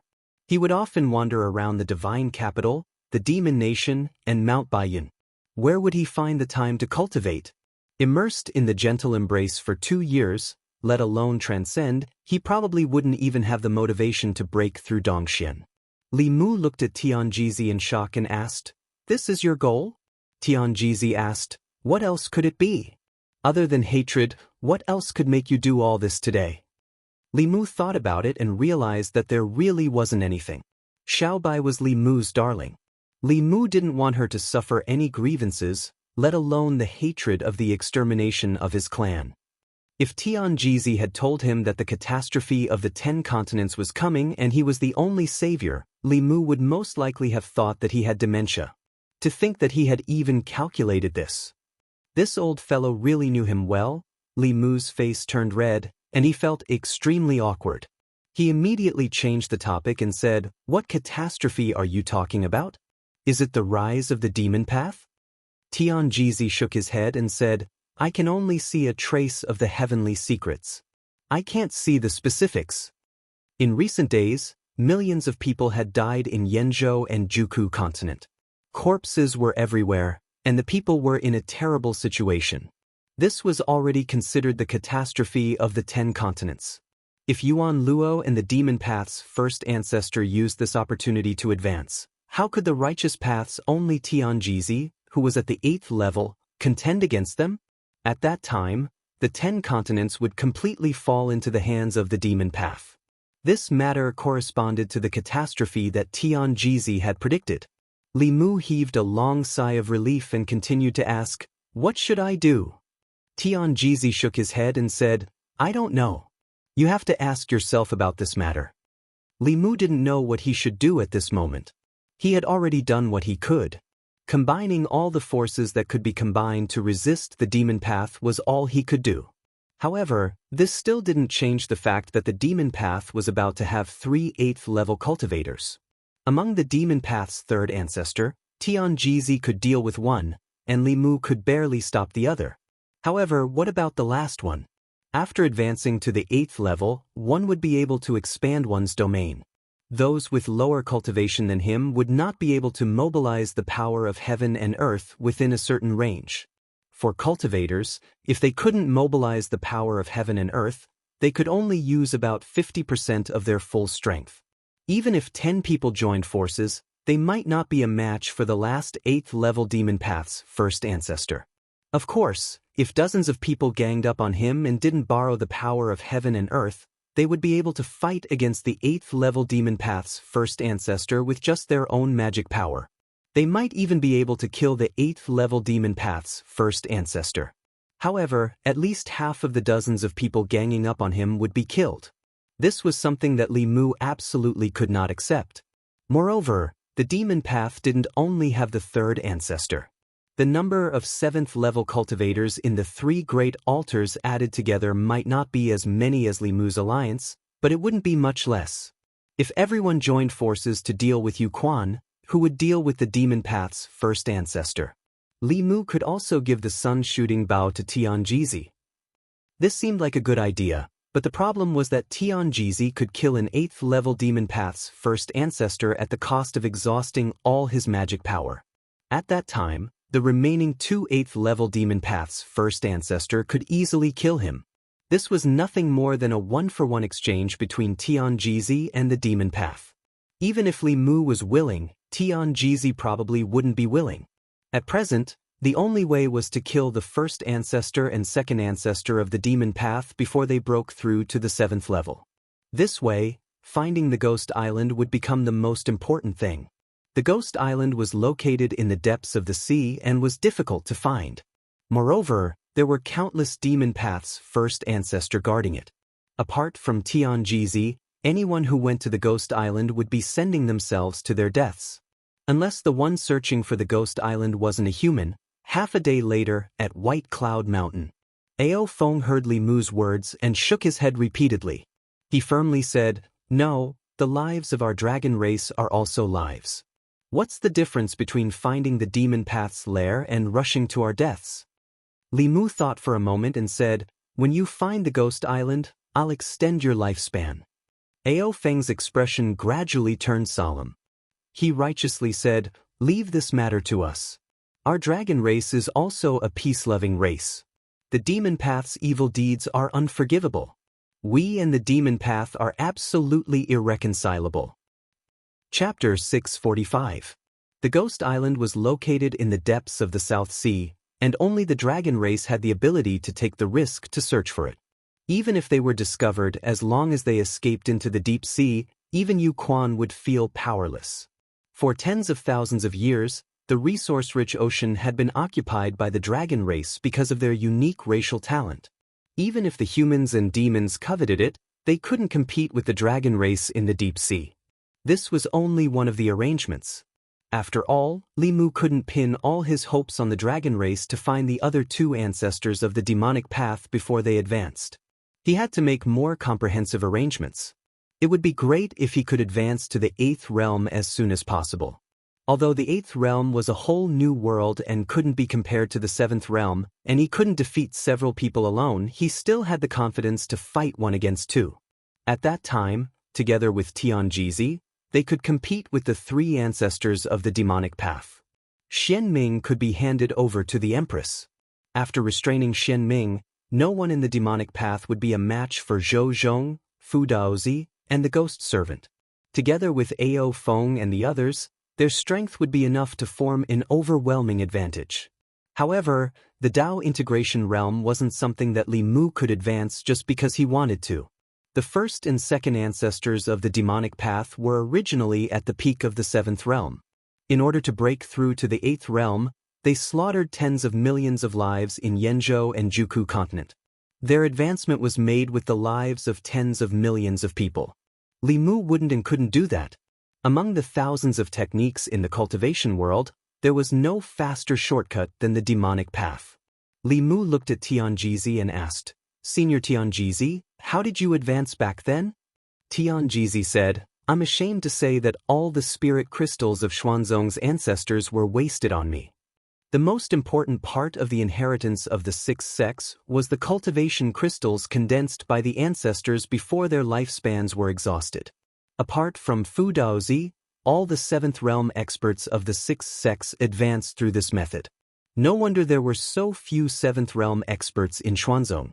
It turned out that they used all their spirit crystals to create an 8th realm expert. Otherwise, the Xian sect would have more powerhouses in the Nirvana realm than the other 5 sects combined. But at the same time, they wouldn't have any powerhouses of the 8th level protecting them. Perhaps they would have been destroyed by the demonic path a long time ago.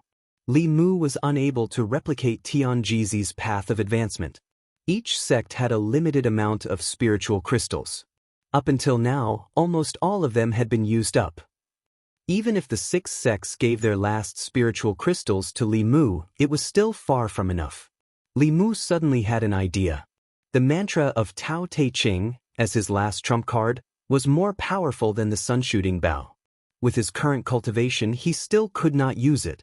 If he borrowed the mana of Tianjizi, what would happen? As long as his primordial spirit temporarily possessed Li Mu would be able to start the experiment. He looked back at Divine Predictor, but before he could speak, Divine Predictor pinched his fingers and said, "Although I don't know what you're going to say, this old man has calculated that what you're going to do next has a 90% chance of destroying my body and soul. This method absolutely cannot work." Since Divine Predictor had said so, Li Mu could only give up. It seemed that even if Li Mu advanced to the 8th realm one day, he still could not uncover the secrets of Tao Te Ching. However, Li Mu had a faint premonition in his heart that the backlash of the power of heaven and earth was not without a limit. When he was strong enough to withstand this huge power of heaven and earth, he would completely master these mantras. At that time, The mystery of Tao Te Ching would be completely revealed before his eyes. Li Mu no longer bothered about this matter and said to Divine Predictor, "Senior Divine Predictor, can you let me take a look at the heavenly book of Xuanzong?" Already knowing Divine Predictor's intentions, Li Mu did not stand on ceremony with him. Divine Predictor stretched out his hand, and a simple page appeared. It was the last page of the heavenly book of the 6 sections. Divine Predictor said, "Since the heavenly book of the 5 sects is already in your hands, you can also take this page of the heavenly book." Li Mu separated his divine sense and sank his consciousness into the heavenly book. The contents of the heavenly book of the 6 sects were similar. In the heavenly book of Xuanzong, there were also the figures of giant beasts and a group of ancient cultivators using mysterious techniques to fight against their enemies. Li Mu swept through those techniques, focusing all his attention on the divination. This was the supreme technique of Xuanzong. When one cultivated to the highest level, one could foresee the future. Even Divine Predictor only understood the surface. Li Mu pinched his fingers with one hand. Divine Predictor reminded, "Anyone who tries to pry into the secrets of heaven will be bitten by the secrets of heaven." Countless seniors of Xuanzong were proficient in this Tao, but they all fell before their lifespan was exhausted. "You have to be careful." Li Mu nodded and said, "I know." With the rise of the demonic path and the impending calamity of the continent, there were many other things that needed to be prepared besides cultivating diligently. The many forces of the continent could no longer be like before, scattered everywhere like a plate of loose sand. It would be extremely easy for the demonic path to take them down one by one. Although there was a long-distance teleportation formation, it consumed a large amount of spiritual jades every time it was activated. It was extremely inconvenient. It was better to gather all the experts in one place so that they could be mobilized in the fastest and most timely manner. After discussing with Divine Predictor, Li Mu chose a small coastal country in the south. The battle that was about to happen in the future would be an earth-shattering one. Several 8th-level cultivators and dozens of 7th-level cultivators would participate in the battle. It would be an apocalyptic scene. It was best for the battlefield to be in a remote and uninhabited place. The people of the small country in the south would gradually move inland. The experts of the 6 sects of Taoism, the 4 sects of Buddhism, the Yao Nation, the Ghost Realm, the Yong Nation, and the Great Zhou would establish a line of defense on the shores of the South Sea. That was the first line of defense and also the last line of defense. If they won, the 10 continents would be at peace. If they lost, the 10 continents would be completely invaded by the demonic path. The divine capital. The people who knew nothing were happy. The battle between the righteous and demonic paths had nothing to do with them. They only knew that their lives were stable now, and the Great Zhou was growing stronger day by day. They would have a long period of good days in the future. Not many of the officials and nobles in the imperial court knew the inside story. Only a few people knew that the deans and vice-deans of the 4 major academies had already left the divine capital. Her Majesty the Empress also hadn't attended court for many days. Above the clouds above the divine capital, 2 figures that were hard to see with the naked eye shuttled through the clouds. The light of spells illuminated the white clouds in colors. No matter how Li Mu and the Empress cultivated, it was impossible for them to break through their cultivation level in a short period of time. He could only impart everything that he knew to them. Even if the Empress couldn't display the full might of those mystical powers and Tao techniques like Li Mu, she could still improve a part of her abilities. At a certain moment, Li Mu's figure appeared above the clouds. He looked at the Empress and said, "That's enough. Your Majesty should have no opponent below the 8th level."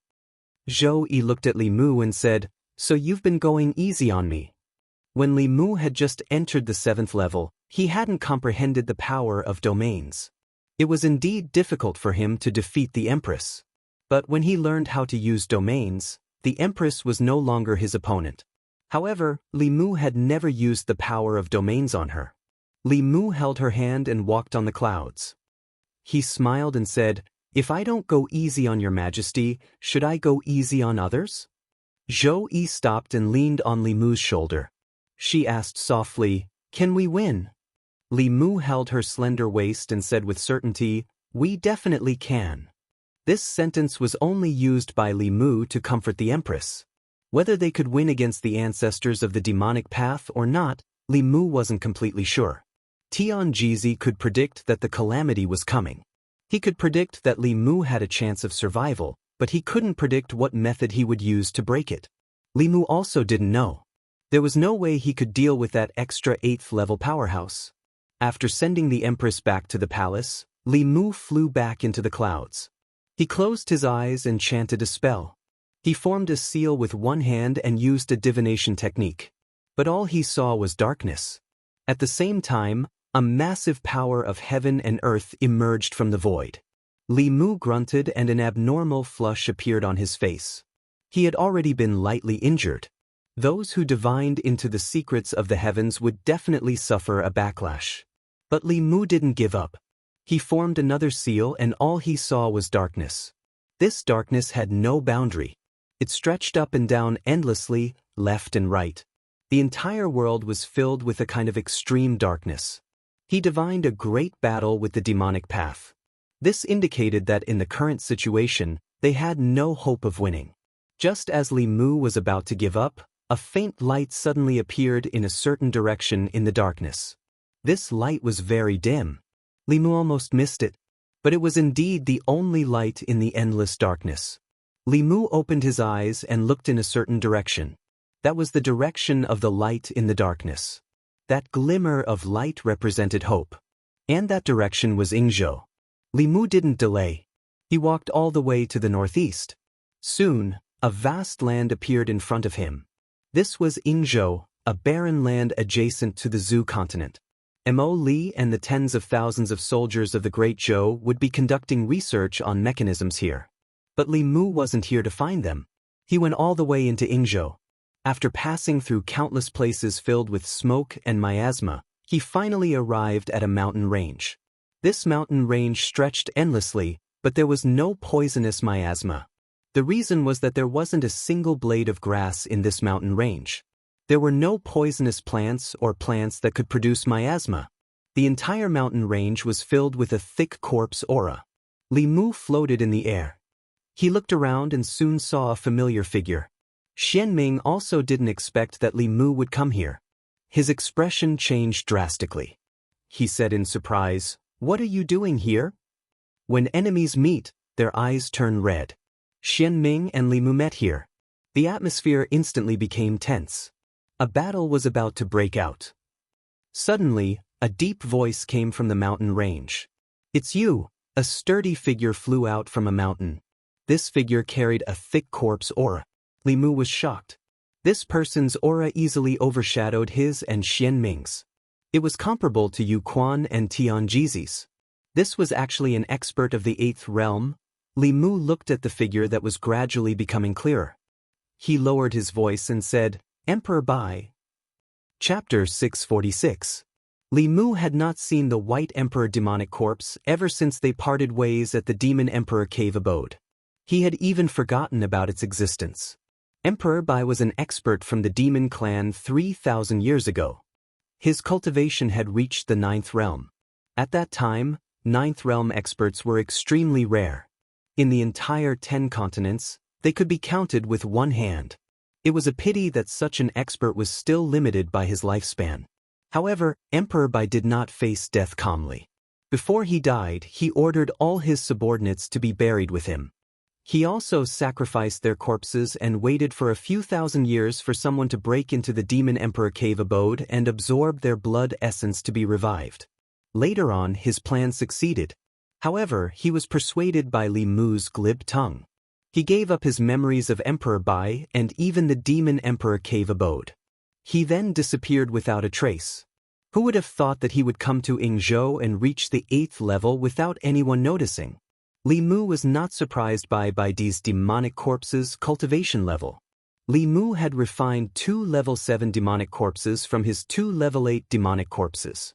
Baidi's cultivation level had reached level 9, and his physical body was extremely strong. As long as he had time, it was only a matter of time before his physical body recovered to level 8. The moment he saw Emperor Bai, Li Mu finally understood what that slim chance of survival represented. If he could recruit Emperor Bai, then even if the three ancestors of the demonic way gathered, they would not have any advantage. This was because Li Mu and the others only lacked a peak 8th realm expert. Xianming probably came here with the same goal as Li Mu. Although he did not know how she knew about Emperor Bai's whereabouts, if Emperor Bai was recruited by the demonic way, they would have no chance at all. Li Mu put these thoughts aside. He clasped his hands together and said to the White Emperor demonic corpse, "Senior, long time no see." Xianming and Li Mu knew each other's thoughts. After Li Mu spoke, Xianming immediately said, "Daoist White Emperor, this person has a clever mouth and is good at deceiving people. No matter what he says, don't believe him." Since Emperor Bai had appeared, Demon Dao had been paying attention to him and searching for him everywhere. This time, his two senior brothers were in seclusion. Xianming had come here specially. It would be best if he could recruit Emperor Bai. If he couldn't, he had to persuade him not to be recruited by Li Mu. Unexpectedly, as soon as she arrived, she met Li Mu. If White Emperor was deceived by Li Mu, in addition to Tianjizi, it would be a great threat to them. She could not sit back and watch such a thing happen. Li Mu glanced at Xianming and said to Emperor Bai, "Predecessor Emperor Bai, listen to her. What is she talking about? What is she talking about? You are a monster. She looks down on the monster tribe, which means she looks down on you. You can't listen to her." When Emperor Bai heard this, he looked at Xianming and gradually frowned. Xianming did not expect Li Mu's angle to be so tricky. His expression changed and he immediately explained, "I didn't mean that. Daoist White Emperor, you should be able to feel that our auras are of the same origin. We are the same kind. This person is from the alien tribe. He is not one of us. His heart must be different. Don't be deceived by him." Li Mu, of course, would not let Xianming do as he wished. He quickly said, "Her chest is so big. Both of us are flat. We are the same kind." Emperor Bai looked at Li Mu and then at Xianming. He found that Xianming's aura was very similar to his. On the other hand, Li Mu's aura made him faintly disgusted. However, in terms of chest, both of them were indeed different from the other person. Hesitation appeared on his face. He couldn't tell which of the two people in front of him was his friend. Li Mu glared at Xianming. The advantage he had just established was almost completely reversed by her. After all, Emperor Bai was a corpse cultivator. Xianming was also a corpse cultivator. As an outsider, he did not have the advantage to compete with Xianming. Fortunately, the demonic corpse Bai in front of them was not the real Emperor Bai. Emperor Bai was the former king of the demon tribe. He was cunning and astute. His way of doing things was also demonic. It was very likely that he would stand on the side of demonic. The demonic corpse Bai in front of them did not have Emperor Bai's memory. He was a new individual. He had the strength of an 8th realm and the intelligence of an 8-year-old. Li Mu had been fighting with Su Miao in the ghost domain all day long. He was very experienced in dealing with this kind of spiritual corpse. With the intelligence of the demonic corpse Bai, he obviously did not know who to listen to. He scanned the two of them and asked, "What are you doing here?" Xianming said impatiently, "Daoist White Emperor, it has been 3,000 years. My senior brother and I would like to invite you to the Ghost Island for a chat." Li Mu interrupted, "Senior, the Emperor Bai she is talking about is the demonic Emperor Bai, not you. If you go to the demonic territory, perhaps your intelligence will be erased again and you will become their puppet. Demonic Dao likes to do this kind of thing the most. The Ghost Island she is talking about has 3 existences as strong as you. Senior, please reconsider." Xianming glared at Li Mu and quickly explained, "Daoist White Emperor, don't listen to her words. You are a guest of the Ghost Island. We will not do such things to you." Li Mu glanced at her and said to Emperor Bai, "A woman's mouth is a liar. You can't believe her words. When you go to the Ghost Island, your life and death will be in their hands. You will not be able to control it anymore." Xianming was furious. Li Mu. Li Mu squinted at her. "So?" At this moment, Emperor Bai looked at the two of them and said, "You two can go. I will stay here. I will not go anywhere." Before Xianming could speak, Li Mu sighed and said, "Senior, you are not experienced enough. You are too naive. With the way the demonic Dao does things, They will destroy what they can't get. If you let her go, I am afraid she will lead the experts of the demonic Dao to annihilate you soon." Hearing this, the demonic corpse Bai's eyes moved slowly. Although he had just gained sentience not long ago, he was not stupid. Li Mu's words made him a little wary. Seeing this, Xian Ming immediately formed a seal with one hand and said, "I can swear that we will never do such a thing."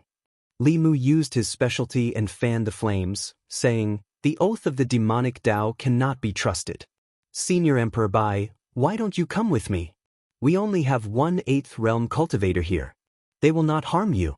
At the very least, even if we want to harm you, you can leave at any time. But if you go to them, you will face 3 experts of the same level. If something happens, I am afraid you will not have much power to fight back." Under Li Muxiao's persuasion, the White Emperor seemed to have been moved. With his current intelligence, it was hard for him to understand some complicated things. Unknowingly, his mind was being led by Li Mu. Xian Ming did not expect that Li Mu would interfere in the successful recruitment. With just a few words, he persuaded Emperor Bai. Seeing that the situation was gradually getting out of control, she immediately gave up trying to rope him in. She turned into a white light and was about to leave. It was not easy to meet Xian Ming alone. How could Li Mu let her go so easily? Almost at the next moment when Xian Ming was about to move, he reminded Emperor Bai, "Senior, you can't let her go like this." After being led by Li Mu, Emperor Bai subconsciously believed that the demonic Dao wanted to harm him. Now that he saw Xian Ming escape, he thought that she was going to ask for help. His body shook and an invisible force spread out. Xian Ming's body suddenly stopped strangely in the void. This was the power of a 8th realm expert's domain.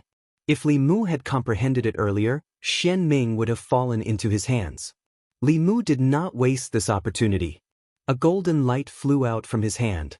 The golden light turned into a huge golden talisman in the air and landed on Xian Ming's body. This was the talisman that Fu Daozi had drawn. Xian Ming's body was restrained and she could not escape.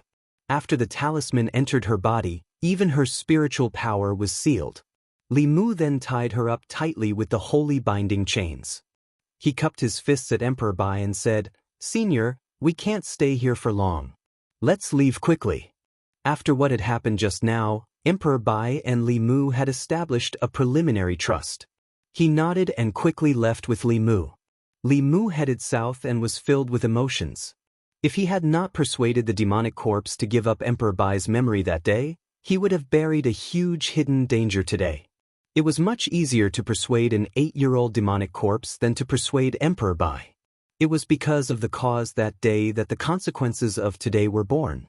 On the shore of the South Sea, in the palace of a small country in the south, 2 streamers landed from afar. A few figures immediately flew over from afar. Fu Daozi and the supreme elders of the other sects were shocked when they saw Emperor Bai standing beside Li Mu. They were already in the 7th realm, but the muscular man beside Li Mu was still as majestic as a mountain in their eyes. After Li Mu introduced them, they hurriedly cupped their fists and bowed. "Greetings, Senior Emperor Bai." Although he had followed Li Mu back, Emperor Bai did not completely trust him. Seeing everyone's attitude, Emperor Bai let down his guard slightly. He sensed a few powerful demonic auras and 10 corpse auras. These auras made him feel very close. Li Mu gave the Heaven Lord of Illusions a look and said, "Father-in-law, Senior Emperor Bai used to be the emperor of the demon race. I will let the demon race take care of him." The Heaven Lord of Illusions was very meticulous. He understood Li Mu's intention with just a look. The war with the demon race was imminent.